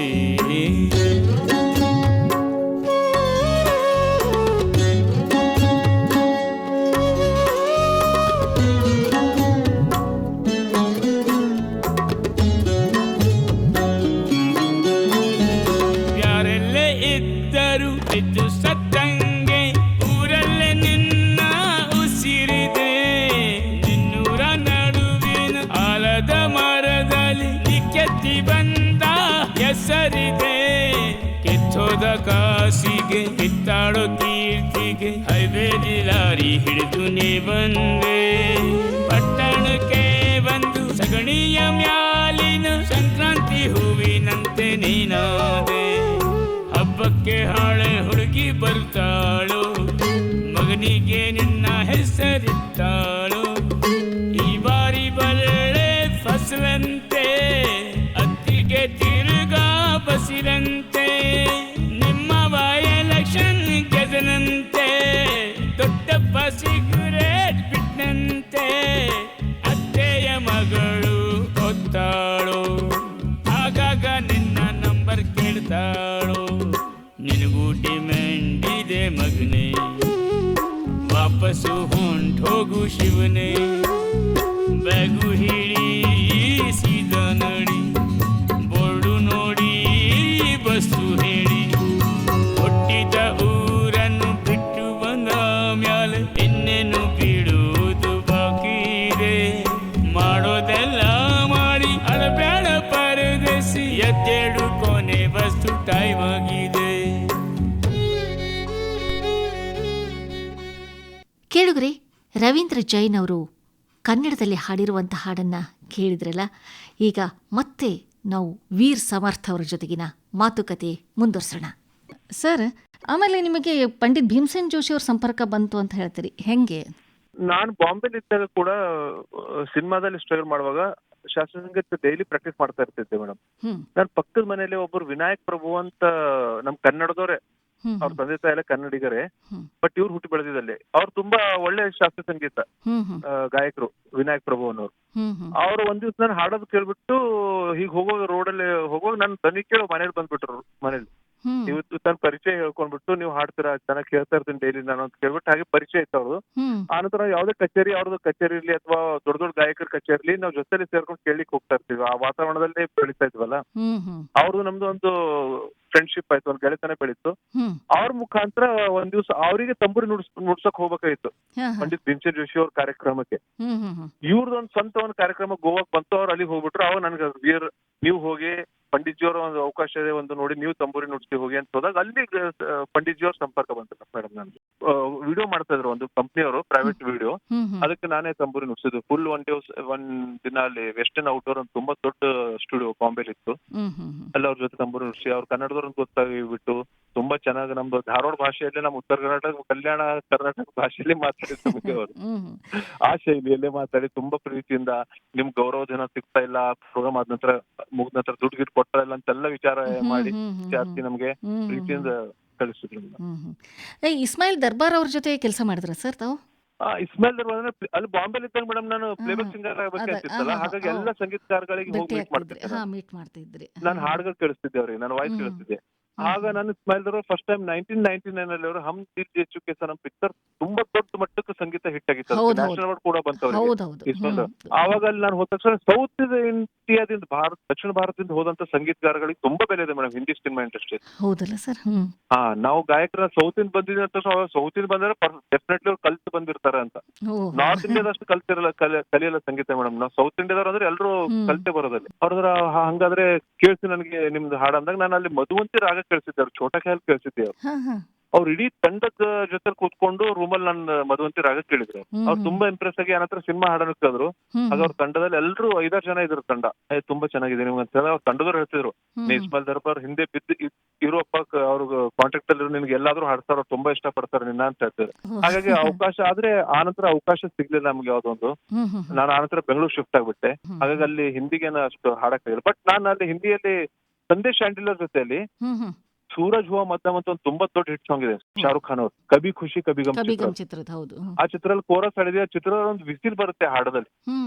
ಆ ವಿಸಿಲ್ ಕೂಡ ನಾವೇ ಹೊಡೆದಿದ್ 4 ಜನ, ನಾನು ಮತ್ತೆ ಇನ್ನೂ 4 ಜನ. ಹೌದೌದು. ಅದ್ರಲ್ಲಿ ಕೋರಸ್ ಅಂತೂ ಹಾಡಿದ್ವಿ ಸೂರಜ್ ಹುವಾ ಮಧ್ಯಮ ದೊಡ್ಡ ಹಾಡಲ್ಲಿ. ನೀವು ಕಂಪೋಸ್ ಮಾಡಿದಂತ ಮೊದಲು ಹಾಡು ಯಾವುದು? ನಾನ್ ಬೀದರ್ಲಿ ಇದ್ದಾಗ ಬಾಂಬೆ ಶಿಫ್ಟ್ ಆಗಕ್ಕಿಂತ ಮುಂಚೆ, ಇದು ಬಾಂಬೆ ಹೋಗಿ ಬಂದ ನಂತರ ಮ್ಯೂಸಿಕ್ ಡೈರೆಕ್ಟರ್ ಆಗ್ಬೇಕಂತ ನನಗೆ ಆಸೆ ಆಯ್ತು. ಬೀದರಲ್ಲಿ ಚಿಕ್ಕ ಪುಟ್ಟ ಹೀಗೆ ಕಂಪೋಸ್ ಮಾಡ್ತೀವಲ್ಲ, ಒಂದು ಸ್ಟುಡಿಯೋ ಆಗಿತ್ತು ಆ ಟೈಮ್ಗೆ. ರವಿ ಮೋಸೆಸ್ ಅಂತ ಒಬ್ರು ನಮ್ ಗೆಳೆಯರು ಒಂದು ಸ್ಟುಡಿಯೋ ಓಪನ್ ಮಾಡಿದ್ರು. ಅವ್ರು ತುಂಬಾ ನಮ್ಗೆ ಹೆಲ್ಪ್ ಮಾಡಿದ್ರು ಇಲ್ಲಿ ಬೀದರಲ್ಲಿ. ಅಲ್ಲಿ ಹೋಗಿ ಕಂಪೋಸ್ ಮಾಡಿ ಟ್ಯೂನ್ಗಳೆಲ್ಲ ರೆಕಾರ್ಡ್ ಮಾಡಕ್ ಶುರು ಮಾಡಿದ್ವಿ. ಅವ್ರಿಗೊಂದು ಹೊಸ ಅನುಭವ, ಅವ್ರದ್ದು ಹೊಸ ಸ್ಟುಡಿಯೋ ಮಾಡಿದ್ರು, ಹುಡುಗರು ಬರ್ತಾರೆ ಮತ್ತೆ ರೆಕಾರ್ಡ್ ಮಾಡ್ತಾರೆ ಅಂತ ಒಂದು ಅವ್ರಿಗೊಂದು ಏನೋ ಟೀಮ್ ತರ ಅನಿಸ್ತಾ ಅವ್ರಿಗೆ. ನಮ್ ಗೆಳೆಯರ ಜೊತೆ ಸೇರ್ಕೊಂಡು ನಾನು ಹೋಗಲ್ಲಿ ರೆಕಾರ್ಡ್, ನಾನು ಕಂಪೋಸ್ ಮಾಡಿ ಟ್ಯೂನ್ ರೆಕಾರ್ಡ್ ಮಾಡ್ತಿದ್ದೆ. ನಾನಲ್ಲಿ ಸುಮಾರು ಟ್ಯೂನ್ ರೆಕಾರ್ಡ್ ಮಾಡಿದ್ದೆ. ಅದ್ರಲ್ಲಿ ನಂದು ಎಲ್ಲಕ್ಕಿಂತ ನಂಗೆ ಇಷ್ಟ ಆಗಿದ್ದ ಸಾಂಗ್ ಅಂದ್ರೆ ಈ ದಿನ ಹೊಸತಾಗಿದೆ ಅಂತ ಒಂದು ಸಾಂಗ್ ಇದೆ ಮೇಡಮ್. ತುಂಬಾ ಪಾಪ್ಯುಲರ್. ಆ ಸಾಂಗಿಗೆ ನನಗೆ ಮಿರ್ಚಿ ಅವಾರ್ಡ್ ಕೂಡ ಬಂತು. ನನಗೆ ಬೆಸ್ಟ್ ಅಪ್ಕಮಿಂಗ್ ಮ್ಯೂಸಿಕ್ ಡೈರೆಕ್ಟರ್ ಅಂತ ಮಿರ್ಚಿ ಅವಾರ್ಡ್ ಕೊಟ್ಟರು. ರೇಡಿಯೋ ಮಿರ್ಚಿ ತುಂಬಾ ದೊಡ್ಡ ಅವಾರ್ಡ್ ಕೊಡ್ತಾರೆ. ಆ ಅವಾರ್ಡ್ ಕೂಡ ನನಗೆ 2009 ಅಲ್ಲಿ ಅಕಾಡೆಮಿಕ್ ಇಯರ್ ಅದು ಅವಾರ್ಡ್ ಕೊಟ್ಟು 2010 ಅಲ್ಲಿ. ನನ್ನ ಪಿಕ್ಚರ್ 2009 ಆ ಸಾಂಗ್ ತುಂಬಾ ಪಾಪ್ಯುಲರ್ ಆಯ್ತು. ಕಾರಂಜಿ ಚಿತ್ರದ್ದು ಕಾರಂಜಿ ಚಿತ್ರದ ಆ ಸಾಂಗ್ ಕೂಡ ನಾನು ಕಂಪೋಸ್ ಮಾಡಿ ಬೀದರ್ಲೆ ಮಾಡಿರಿ. ಬೀದರಲ್ಲಿ ಆ ಟೈಮಿಂದಾನೇ ಶುರು ಆಯ್ತು ಕಂಪೋಸ್ ಮಾಡೋ ನಂದು ಹಾಬಿ ಬೆಳೆಸ್ಕೊಂಡೆ ಜಾಸ್ತಿ. ಆದ್ರೆ ರಿಯಲ್ ಹೇಳ್ಬೇಕಂದ್ರೆ 1991 ನಲ್ಲಿ ನಾನು ಶಾಸ್ತ್ರೀಯ ಸಂಗೀತ ಕಲಿಯುವಾಗ ಕಂಪೋಸ್ ಮಾಡ್ತಿದ್ದೆ ಮೇಡಮ್. ಒಂದು ಸಿನಿಮಾ ಕಂಪೋಸ್ ಮಾಡಿ ನನ್ನ ಗಮನ ಆ ಕಡೆ ಇರ್ಲಿಲ್ಲ. ನಾನು ಕಂಪೋಸರ್ ಆಗ್ಬೇಕಂತ ಆಸೆ ಇರ್ಲಿಲ್ಲ ನನಗೆ. ಹಿನ್ನೆಲೆ ಗಾಯಕ ಆಗ್ಬೇಕು ಅನ್ನೋಸಲ ಆ ಕಡೆ ನಾನು ಕಾನ್ಸಂಟ್ರೇಟ್ ಮಾಡಿಲ್ಲ ಜಾಸ್ತಿ. ಹಾಗೆ ಕಂಪೋಸರ್ ಶುರು ಆಯ್ತು ಮೇಡಮ್. ಸರ್, ಈಗ ಒಂದು ಕಾರಂಜಿ ಚಿತ್ರದ ಒಂದು ಹಾಡನ್ನ ಕೇಳಿ ಮತ್ತೆ ಮಾತುಗಳನ್ನ ಮುಂದುವರ್ಸೋಣ ಅಂತೆ.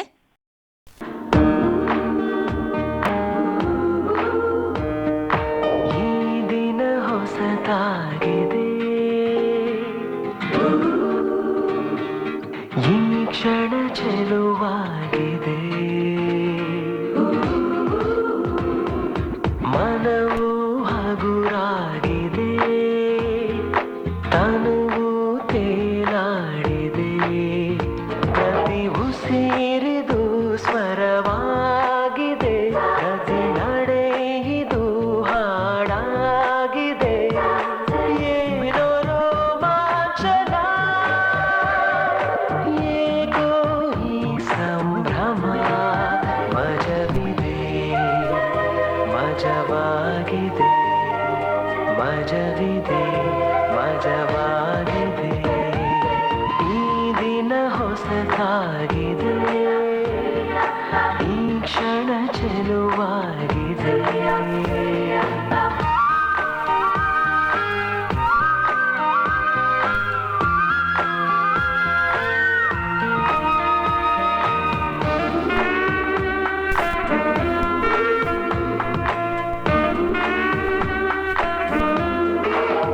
ಕಾಣುವ ಲೋಕದಿ ಎಲ್ಲವೂ ಸುಂದರ, ಕೇಳುವ ದನಿಯಲ್ಲಿ ಮಧುರ ಲಾಪನ, ಯೌವನ ಮೋಹಕ, ಯೌವನ ಚುಂಬಕ, ಏನಿದೆ ನಿಧಿ ಕಂಪನ, ಈ ದಿನ ಹೊಸತಾಗಿದೆ, ಈ ಕ್ಷಣ ಚೆಲುವಾಗಿದೆ. ಕೇಳುಗರೆ, ನಮ್ಮ ಜೊತೆ ಬೀದರ್ನ ಖ್ಯಾತ ಸಂಗೀತ ನಿರ್ದೇಶಕರಾದಂಥ ವೀರ್ ಸಮರ್ಥ್ ಅವರು ಇದ್ದಾರೆ. ಈಗ ಮತ್ತೆ ಮಾತುಗಳನ್ನು ಮುಂದುವರಿಸ್ತಾ ಇದ್ದೀವಿ. ಸರ್, ಈ ಒಂದು ಹಾಡನ್ನು ಕಂಪೋಸ್ ಮಾಡಬೇಕು ಅಂತಂದರೆ ಸಾಮಾನ್ಯವಾಗಿ ಎಷ್ಟು ಟೈಮ್ ಹಿಡಿಯುತ್ತೆ ನಿಮಗೆ? ಈಗ ಮೊದಲು ಎಷ್ಟು ಹಿಡಿತಿತ್ತು, ಅಥವಾ ಈಗ ಅನುಭವ ಆದಂಗೆಲ್ಲ ಕಡಿಮೆ ಡ್ಯೂರೇಷನ್ ತಗೊಂತ ಹೇಗೆ? ಸ್ವರ ಸಂಯೋಜನೆ ಮಾಡೋದಿದೆ ಅಲ್ವಾ, ಒಂದು ಟ್ಯೂನ್ ಮಾಡೋದಿದೆ. ಟ್ಯೂನ್ ಮಾಡಕ್ಕೆ ಕೆಲವೊಂದ್ಸರಿ ಏನಾಗುತ್ತೆ ಮೇಡಮ್, 10 ನಿಮಿಷದಲ್ಲಿ ಬಂದ್ಬಿಡುತ್ತೆ ಟ್ಯೂನು. ಕೆಲವೊಂದ್ಸಾರಿ ಒಂದೊಂದ್ ದಿವಸ 2 ದಿವಸ ಆದ್ರೂ ಹೊಳೆಯೋದೇ ಇಲ್ಲ ಮೇಡಮ್. ಏನ್ಕಂದ್ರೆ ಒಂದ್ ಸಿಚುವೇಶನ್ ಕೊಡ್ತಾರೆ ಸಿನಿಮಾದಲ್ಲಿ. ಈ ಕಾರಂಜಿ ಈ ದಿನ ಹೊಸತ್ತಾಗಿದೆ ಅಂದ್ರೆ ನಾನೇ ಟ್ಯೂನ್ ಮಾಡಿದೆ, ಸಿಚುವೇಶನ್ ಇಲ್ಲ, ಅದಕ್ಕೆ ಏನೂ ಇಲ್ಲ.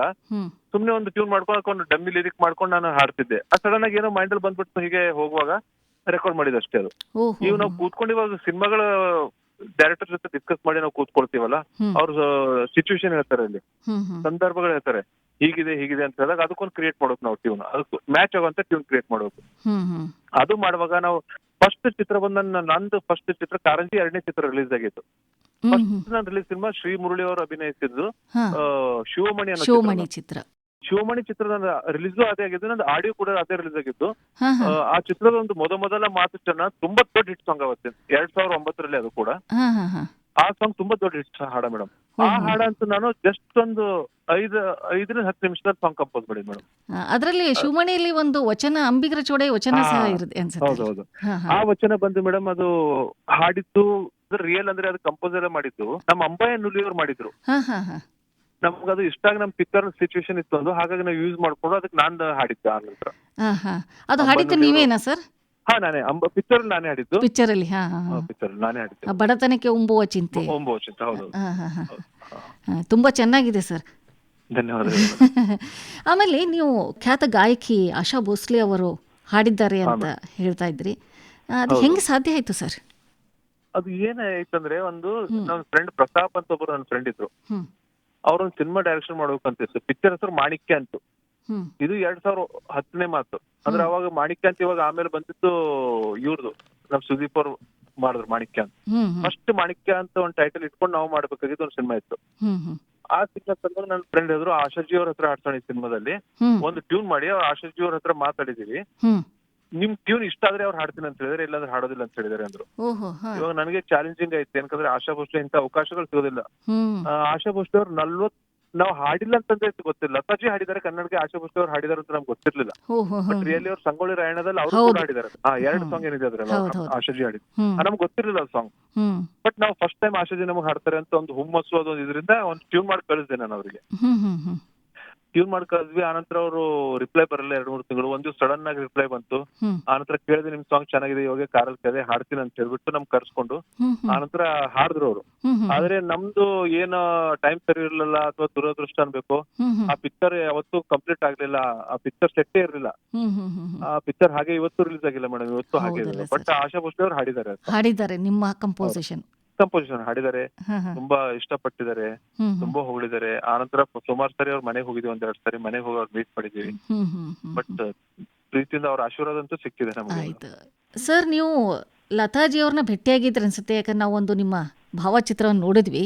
ಹಾ ಮೇಡಮ್, ಲತಾಜಿ ಅವರು ನಾನು ಫಸ್ಟ್ ಚಿತ್ರ ಹ್ಮ್ ಶಿವಮಣಿ ರೆಕಾರ್ಡಿಂಗ್ ಮಾಡುವಾಗ ಚೆನ್ನೈಲಿ ಇದ್ದೆ ನಾನು ಅವತ್ತ. ನಾನು ಮೊದಲ ಮಾತು ಚಂದ ಸಾಂಗ್ ರೆಕಾರ್ಡ್ ಮಾಡುವಾಗ ಅದಕ್ಕಿಂತ ಮುಂಚೆ 3 ತಿಂಗಳು ಮುಂಚೆ ಅಪ್ರೋಚ್ ಮಾಡಿದ್ವಿ ಲತಾಜಿಗೆ. ಹ್ಮ್ ನಂದು ಗೆಳೆಯ ಕ್ರಿಶ್ ಜೋಶಿ ಅವರು ಪಿಕ್ಚರ್ ಮಾಡ್ತಾ ಇದ್ರು, ಗಾಂಧಿ ಸ್ಮೈಲ್ಸ್ ಅಂತ ಒಂದು ಸಿನಿಮಾ. ಹ್ಮ್ ಹ್ಮ್ ಆ ಚಿತ್ರಕ್ಕೆ ಜಯಂತ್ ಕೈಕಿಣಿ ಸರ್ ಬರೆದಂತ ಒಂದು ಸಾಂಗಿಗೆ ನಾನ್ ಮ್ಯೂಸಿಕ್ ಮಾಡಿದ್ದು. ಆ ಸಾಂಗ್ ಬಂದು ಲತಾಜಿ ಅವ್ರ ಹತ್ರ ಹಾಡ್ಬೇಕು ನಮ್ಗೆ ತುಂಬಾ ಆಸೆ ಇತ್ತು. ಹಾಗೆ ಲತಾಜಿಗೂ ಅಪ್ರೋಚ್ ಮಾಡಿ ಲತಾಜಿ ಅವ್ರು ರೆಕಾರ್ಡ್ ಮಾಡಿ ಅದ್ರ ಟ್ರ್ಯಾಕ್ ರೆಡಿ ಮಾಡಿ ಕಳ್ಸಿದ್ವಿ ಬಾಂಬೆಗೆ. ಬಟ್ 3 ತಿಂಗಳಾಗಿತ್ತು, ಅವ್ರ ಕಡೆ ರಿಪ್ಲೈ ಬರಲಿಲ್ಲ. ಸಡನ್ ಆಗಿ ಒಂದ್ ದಿವಸ ಬಾಂಬೆ ನಾನು ಚೆನ್ನೈಲಿ ರೆಕಾರ್ಡ್ ಮಾಡ್ತಿದ್ದೆ, ಕಾರ್ತಿಕ್ ಹಾಡ್ತಾ ಇದ್ರು ಚೆನ್ನೈಲಿ. ಅಲ್ಲಿ ಒಂದು ಫೋನ್ ಬಂತು ನನಗೆ, ವೀರ್ ಸಮರ್ಥ ಅವರು ಲತಾಜಿ ನಿಮಗೆ ಕಾಲ್ ಮಾಡಕ್ ಹೇಳಿದ್ದಾರೆ ಅಂತ. ನನಗೆ ಫುಲ್ ಶಾಕ್, ಲತಾಜಿ ನನಗೆ ಕಾಲ್ ಮಾಡಕ್ ಹೇಳಿದಾರೆ ಅಂತ. ಆನಂತರ ಸಾಯಂಕಾಲ ರೆಕಾರ್ಡಿಂಗ್ ಮುಗಿಸ್ಕೊಂಡು ಅವ್ರಿಗೆ ಕಾಲ್ ಮಾಡಿದೆ. ಅವ್ರು ಹೇಳಿದ್ರು ನಿಮ್ ಸಾಂಗ್ ಕೇಳಿದೀನಿ, ಚೆನ್ನಾಗಿದೆ. ಏನಂದ್ರೆ ಅದ್ರಲ್ಲಿ ವೈಷ್ಣವ್ ಜನತ್ವ ಅಂತ ಒಂದು ಸಾಂಗ್ ಇದೆ ಅಲ್ಲ, ಆ ಬೇಸ್ ಇಟ್ಕೊಂಡು ಒಂದು ಸಾಂಗ್ ಮಾಡಿದ್ವಿ ಮೇಡಮ್. ಎಲ್ಲರ ನೋವನ್ನು ಬಲ್ಲವನ ಆದರೆ ಗೆಲ್ಲುವೆ ನೀನು ಬಾಳದೆ ಅಂತ ಜಯಂತ್ ಕೈಕಿಣಿ ಸರ್ ಬರೆದಂತ ಅದ್ಭುತ ಹಾಡನ್ನ ತುಂಬಾ ಚೆನ್ನಾಗಿ ಬರೆದಿರೋ. ಆ ಸಾಂಗ್ ಕೇಳಿದ್ದೀನಿ ನಾನು, ಮ್ಯೂಸಿಕ್ ಡೈರೆಕ್ಟರ್ ಚೆನ್ನಾಗಿದೆ, ನಾನು ಹಾಡ್ತೀನಿ ಅಂತ ಹೇಳಿದ್ರು. ಅವಾಗ ಅವ್ರ ಮನೆಗೆ ಹೋಗಿ ಮೀಟ್ ಮಾಡಿದ್ವಿ ಮೇಡಮ್. ಅವ್ರು ಹಾಡ್ತೀನಿ ಅಂದ್ರು. ಅವ್ರ ಮನೇಲಿ ತುಂಬಾ ಒಳ್ಳೆ ಉಪಚಾರ ಕೊಟ್ರು, ಅವಲಕ್ಕಿ ಉಪ್ಪಿಟ್ಟು ಕೊಟ್ರು ನಮ್ಗೆ, ಕಾಫಿ ಕೊಟ್ರು. ಸೌತ್ ಇಂಡಿಯಾ ಅಂದ ತಕ್ಷಣ ಕಾಫಿ ಕೊಟ್ರು ನಮ್ಗೆ. ಈಗ ನಾವು ಉತ್ತರ ಕರ್ನಾಟಕದವರು, ಕಲ್ಯಾಣ ಕರ್ನಾಟಕದವರು ಟೀ ಪ್ರಿಯರು. ಬಟ್ ಅವರಿಗೆ ಸೌತ್ ಇಂಡಿಯಾ ಅಂದ ತಕ್ಷಣ ಟೀ ಕಾಫಿ ಕೊಟ್ರು, ಉಪ್ಪಿಟ್ಟು ತಿಂದ್ವಿ, ಅವಲಕ್ಕಿ ಉಪ್ಪಿಟ್ಟು. ನಾನು ಹಾಡ್ತೀನಿ, ಒಂಚೂರು ಟೈಮ್ ಕೊಡಿ, ನಾನು ತಿಳಿಸ್ತೀನಿ ನಿಮ್ಗೆ ಯಾವತ್ತು ರೆಕಾರ್ಡ್ ಮಾಡೋದು ಅಂತ ಹೇಳಿದ್ರು. ಬಟ್ ಅದೇನಾಯ್ತು, ಸ್ವಲ್ಪ ದಿವಸ ನಂತರ ಅವ್ರ ಆರೋಗ್ಯ ಹದಗೆಟ್ಟು ಕೋಲ್ಡ್ ಆಗಿ ಅವರಿಗೆ ಫುಲ್ ಇನ್ಫೆಕ್ಷನ್ ಆಗ್ಬಿಟ್ಟು ವಾಯ್ಸ್ ಎಲ್ಲ. ಆನಂತರ ಡಾಕ್ಟರ್ ಅವ್ರಿಗೆ 6 ತಿಂಗಳ ತನಕ ಯಾವ್ದು ರೆಕಾರ್ಡಿಂಗ್ ಮಾಡಕ್ ಹೋಗ್ಬೇಡಿ ಅಂತ ಹೇಳಿದ್ರು. ಅವರು ಆನಂತರ ಲತಾಜಿ ಆದ್ರು ನನ್ನ ಸಲ ವೇಟ್ ಮಾಡಿ, ಏನಕಂದ್ರೆ 6 ತಿಂಗಳು ಹೇಳಿದಾರೆ, ಅದು ಇನ್ನೂ ತುಂಬಾ ಟೈಮ್ ಹೋಗ್ಬೋದು, ನಿಮ್ ಪಿಕ್ಚರ್ಸ್ ಎಲ್ಲ ನನ್ನ ಸಲ ವೇಟ್ ಮಾಡ್ಬೇಡಿ, ಬೇರೆ ಹತ್ರ ಹಾಡ್ಸ್ಕೊಳ್ಳಿ, ಫ್ಯೂಚರ್ ಮತ್ತೆ ಯಾವ್ದಾದ್ರು ಒಂದು ಅವಕಾಶ ಸಿಕ್ಕರೆ ಜೊತೆಲಿ ಹಾಡು ಕೆಲಸ ಮಾಡೋಣ ಅಂತ ಹೇಳಿ ರಿಕ್ವೆಸ್ಟ್ ಮಾಡಿದಾಗ ಅವ್ರು ಹೇಳಿದಾಗ ನಮಗೆ ಬೇರೆ ಒಬ್ಬರು ಸಿಂಗರ್ ಹತ್ರ, ನಮ್ ಕನ್ನಡದವರು ಒಬ್ಬರು ಸಿಂಗರ್ ಹತ್ರ ಹಾಡ್ತಿದ್ವಿ ಮೇಡಮ್. ಎಲ್ಲ ಹಿರಿಯ ಸಂಗೀತಗಾರ ಆಶೀರ್ವಾದ ನಿಮಗೆ ಸಿಕ್ಕಿದೆ ಸರ್. ಈಗ ನಿಂಬೆ ಹುಳಿ ಚಿತ್ರ ಅಂತ ಒಂದು ಬಂತು, ಆ ಚಿತ್ರ ಹಾಡೋನು ಸುಮಾರು ಈಗ ಯುವಕರ ಮನಸ್ಸು ಎಳೆದಿದೆ. ಹಾ ಮೇಡಮ್, ಆ ಹಾಡುಗಳ ಬಗ್ಗೆ ಏನ್ ಹೇಳ್ತೀರಿ ಸರ್? ಆ ಚಿತ್ರ ನಂದು ಚಿತ್ರ ಜೀವನದಲ್ಲಿ ತುಂಬಾ ವಿಶೇಷವಾದ ಚಿತ್ರ ಮೇಡಮ್. ಏನ್ಕಂದ್ರೆ ಹೇಮಂತ್ ಹೆಗಡೆ ಅವರು ನನಗೆ ಡೈರೆಕ್ಟರ್ ನನಗೆ ಅವಕಾಶ ಕೊಟ್ಟಿದ್ದು. ಬಟ್ ಅದು ಪಿಕ್ಚರ್ ಬಂದು ಪ್ರೊಡ್ಯೂಸ್ ಮಾಡಿದ್ದು ಸುಭಾಷ್ ಘೈ ಅವರು. ಹೌದು, ಮುಕ್ತ ಆರ್ಟ್ಸ್.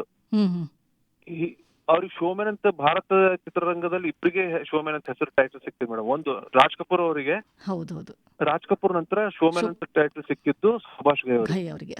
ಇನ್ನೊಂದು ನನ್ನ ಜೀವನದಲ್ಲಿ ನಿಮ್ಗೆ ಹೇಳಿದೆ ಅವಾಗೆ ಫಸ್ಟ್ ಗೆ 1983 ಅಲ್ಲಿ ಹೀರೋ ಅಂತ ಸಿನಿಮಾ ಬಂತು, ಜಾಕಿ ಶ್ರಾಫ್ ಅವ್ರ ಚಿತ್ರ.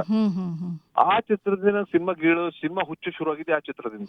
ಹಾಗಾಗಿ ಆ ಪಿಕ್ಚರ್ ನಿರ್ದೇಶಕರು ನಿರ್ಮಾಪಕರು ಕೂಡ ಸುಭಾಷ್ ಘೈ ಅವರು. ಆದ್ರೆ ನನ್ನ ಜೀವನದಲ್ಲಿ ಸುಭಾಷ್ ಘೈ ಅವ್ರದ್ದು ತುಂಬಾ ದೊಡ್ಡ ಪ್ರಭಾವ ಇದೆ ಮೇಡಮ್. ಅವ್ರದ್ದೆಲ್ಲ ಸಿನಿಮಾಗಳು ನಾವು ಕರ್ಜ್ ಆಗ್ಲಿ, ರಾಮ್ ಲಖನ್, ಮತ್ತೆ ಸೌದಾಗರ್, ಕರ್ಮ, ಇವೆಲ್ಲ ಚಿತ್ರಗಳನ್ನ, ಕರ್ಮ ಹಾಡುಗಳೇ ಸ್ಟೇಜ್ ಮೇಲೆ ಹಾಡ್ಕೊಂಡು ಬೆಳೆದವನ್ ಮೇಡಮ್. ನಾನು ಶುರು ಆಗಿದ್ದೆ ಕರ್ಮ ಹೀರೋ ಪಿಕ್ಚರ್ ಗಳಿಂದ ನಾನು ಸಿನಿಮಾದಲ್ಲಿ ಹುಚ್ಚು ಶುರು ಆಗಿತ್ತು. ಹಾಗಾಗಿ ಅವ್ರು ಪ್ರೊಡ್ಯೂಸ್ ಮಾಡಿದ ಚಿತ್ರ ನಿಂಬೆ ಹುಳಿ. ಹಾಗಾಗಿ ಸಿನಿಮಾದ ತುಂಬಾ ನನಗೆ ವಿಶೇಷ. ಆನಂದು ಒಂದ್ಸಾರಿ ಸುಭಾಷ್ ಅವ್ರು ಪ್ರೆಸ್ ಮೀಟ್ ಮಾಡಕ್ಕೆ ಇಲ್ಲಿ ಬಂದಾಗ, ಬೆಂಗಳೂರು ಬಂದಾಗ, ನನಗೆ ಸ್ಟೇಜ್ ಮೇಲೆ ಪ್ರೆಸ್ ಮೀಟ್ ಅಲ್ಲೇ ಸ್ಟೇಜ್ ಅಲ್ಲಿ ನಿಂತ್ಕೊಂಡು ಮಾತಾಡುವಾಗ ಅವ್ರು ನನಗೆ ಹೇಳಿದ್ರು, ವೀರ್ ಸಮರ್ಥ ಅವ್ರು ಮಾಡಿದ ಒಂದು ಸಾಂಗ್ ಇದೆ, ಚೆನ್ನಾಗಿದೆ, ಹಾಡ್ಬೇಕಂತ ನಾನು ರಿಕ್ವೆಸ್ಟ್ ಮಾಡ್ಕೊಳ್ತೀನಿ ಅಂತ ಹೇಳ್ಬಿಟ್ಟು ಅವ್ರು ನನಗೆ ಹಾಡ 1-2 ಲೈನ್ ಹಾಡಿದ್ರು ಅವ್ರು ಆ ಸಿನಿಮಾದ ರಾಮ ರಾಮ ಅಂತ. ಅದ್ ಸಲುವಾಗಿ ಆ ಸಿನಿಮಾದ ಒಂದು ಸಂಗೀತ ನನಗೆ ತುಂಬಾ ಸುಭಾಷ್ ಅವ್ರ ಕಡೆಯಿಂದ ಅವ್ರ ಬ್ಯಾನರ್ ಇರೋದ್ರಿಂದ ಅದ್ರ ನನ್ ಅವತ್ತು ಕನ್ಸಲ್ಲೂ ಯೋಚನೆ ಮಾಡಿರಲಿಲ್ಲ. ಸುಭಾಷ್ ಅವ್ರ ಸಲುವಾಗಿ ನಾನು ಪಿಕ್ಚರ್ ಬ್ಯಾನರ್ಗೆ ಅಂತ ಒಂದು ದಿಗ್ಗಜರ ಪಿಕ್ಚರ್ಗೆ ಕೊಟ್ಟಿದ್ದ ವಿಶೇಷ ನನ್ನ ಜೀವನದಲ್ಲಿ ಯಾವತ್ತೂ ಒಂದು ಮರೆಯಲಾಗದಂತ ಅದ್ಭುತ ನಂದೊಂದು ಸಾಧನೆ ಅಂತ ನಾನು ಗೊತ್ತಿಲ್ಲ. ನಾನು ಹೌದಲ್ಲ sir? Great achievement, great memory madam. ಹೌದೌದು ಸರ್. ಆಮೇಲೆ ನೀವು ಯೋಗರಾಜ್ ಭಟ್ ಅವರ ಕೆಲವು ಚಿತ್ರಗಳಿಗೆ ಸಂಗೀತವನ್ನ ನೀಡಿದ್ದೀರಿ. ಹೌದು ಮೇಡಮ್. ಅವ್ರ ಬ್ಯಾನರ್ 4 ಸಿನಿಮಾಗಳಿಗೆ ಕೊಟ್ಟಿದ್ದೀನಿ ಮೇಡಮ್ ಸಂಗೀತ. ಅವಾಗ ಆ ಟೈಮಲ್ಲಂತೂ ನನಗೆ ಎಲ್ಲರೂ ಆಸ್ಥಾನ ಸಂಗೀತ ನಿರ್ದೇಶಕ ಯೋಗರಾಜ್ ಭಟ್ರು ಅಂತ ಕರೀತಿದ್ರು ನನಗೆ ಎಲ್ಲರೂ. ಹೌದು, ಯೋಗರಾಜ್ ಭಟ್ರ ಚಿತ್ರ ಇದೆ ಅಂದ್ರೆ ಸಂಗೀತ ನಿಮ್ದು ಇರ್ಬೇಕಂತ ಇರ್ಬೇಕಂದಾಗ. ಯಾಕಂದ್ರೆ ಅವ್ರದ್ದು ಬ್ಯಾನರ್ ಅವ್ರ ಶಿಷ್ಯಂದ್ರೆ ಯಾರು ಮಾಡಿದ್ರು ನಾನೇ ಮ್ಯೂಸಿಕ್ ಮಾಡ್ತಿದ್ದೆ. ಹೌದು. ಕಂಟಿನ್ಯೂ 4 ಸಿನಿಮಾಗಳು ಕೊಟ್ಟರು ನನಗೆ. ಫಸ್ಟ್ ಅವ್ರು ನಾನು ಅಪ್ರೋಚ್ ಮಾಡಿ ದ್ಯಾವ್ರಿ ಅನ್ನೋ ಚಿತ್ರ. ಆ ದ್ಯಾವ್ರಿ ಚಿತ್ರದ ರಾಗ ಸಂಯೋಜನೆ ಮಾಡುವಾಗ ಅವ್ರು ತುಂಬಾ ಇಂಪ್ರೆಸ್ ಆಗ್ಬಿಟ್ರು. ತುಂಬಾ ಅಂದ್ರೆ ಅವ್ರ ಸಾಹಿತ್ಯನೂ ಕೂಡ ತುಂಬಾ ಬೇರೆ ಲೆವೆಲ್ಗೆ ದ್ಯಾವ್ರಿ ಚಿತ್ರ ಸಾಹಿತ್ಯ. ಅವ್ರ ಮಿಸ್ಸಸ್ ಕೂಡ ಎಷ್ಟೋ ಕಡೆ ಹೇಳಿದಾರೆ ಇಂಟರ್ವ್ಯೂನಲ್ಲಿ. ಯೋಗರಾಜ್ ಭಟ್ರದ್ದು ಎಲ್ಲಕ್ಕಿಂತ ಬೆಸ್ಟ್ ಆಲ್ಬಮ್ ಅಂದ್ರೆ ವೀರ್ ಸಮರ್ಥ ಅವ್ರು ಮಾಡಿದಂತ ದ್ಯಾವ್ರಿ ಚಿತ್ರದ ಸಾಹಿತ್ಯ ಸಂಗೀತ ಅಂತ ಹೇಳಿ. ಹಾಗಾಗಿ ಅದು ಸಾಹಿತ್ಯದಿಂದ ತುಂಬಾ ಇಂಪ್ರೆಸ್ ಆಗಿ ಅವ್ರು ಯಾವ ಶಿಷ್ಯರು ಯಾರು ಪಿಕ್ಚರ್ ಡೈರೆಕ್ಷನ್ ಮಾಡ್ತೀನಿ ಅಂತ ಬಂದಾಗ ವೀರ್ ಸಮರ್ಥ ಹಾಕೊಳ್ಳೋ ಮ್ಯೂಸಿಕ್ ವೀರ್ ಸಮರ್ಥ ಹಾಕೊಳ್ಳೋ ಅಂತ ಹೇಳ್ತಿದ್ರು ನನಗೆ. ಹಾಗೆ ಅವ್ರ ಜೊತೆ ತುಂಬಾ ಮಾಡಿದ. ಆನಂತರ ನನ್ನ ಸಾಹಿತ್ಯನೂ ತುಂಬಾ ಬರ್ಕೊಟ್ಟಿದ್ದಾರೆ ನನಗೆ. ಒಂದು 30 ಹಾಡುಗಳಂತೂ ಜೊತೆ ಸಾಹಿತ್ಯ ಬರೆದಿದ್ದಾರೆ ಮೇಡಮ್. ನಾನು ಬೇರೆ ಚಿತ್ರಗಳಿಗೆ ಕೂಡ, ಬೇರೆ ಚಿತ್ರಗಳಿಗೋಸ್ಕರ. ಹೌದಾ, ಹುಟ್ಟಿದ ಊರನ್ನು ಸೇರ್ಕೊಂಡೆ ಬೇರೆ ಹಾಡುಗಳು ಒಂದು 30 ಹಾಡುಗಳು ಬರ್ಕೊಟ್ಟಿದ್ದಾರೆ, ಸಾಹಿತ್ಯ ಬರೆದಿರೋ ನನಗೆ. ಸರ್, ಆಮೇಲೆ ಇವರು ಶಿವರಾಜ್ ಕುಮಾರ್ ಅವರು ಅಭಿನಯಿಸಿದಂತ ಮಾಸ್ ಲೀಡರ್ ಚಿತ್ರಕ್ಕೆ ನೀವು ಸಂಗೀತವನ್ನ ಕೊಟ್ರಿ. ಹಾಡುಗಳೆಲ್ಲ ಬಹಳ ಸೂಪರ್ ಆಗಿವೆ. ಅದರಲ್ಲಿ ಇರುವಂತದ್ದು ಅನ್ಸುತ್ತೆ ಅಬೀದಾ ಅಬೀದಾ ಮೇರೆ ನಾಮ್.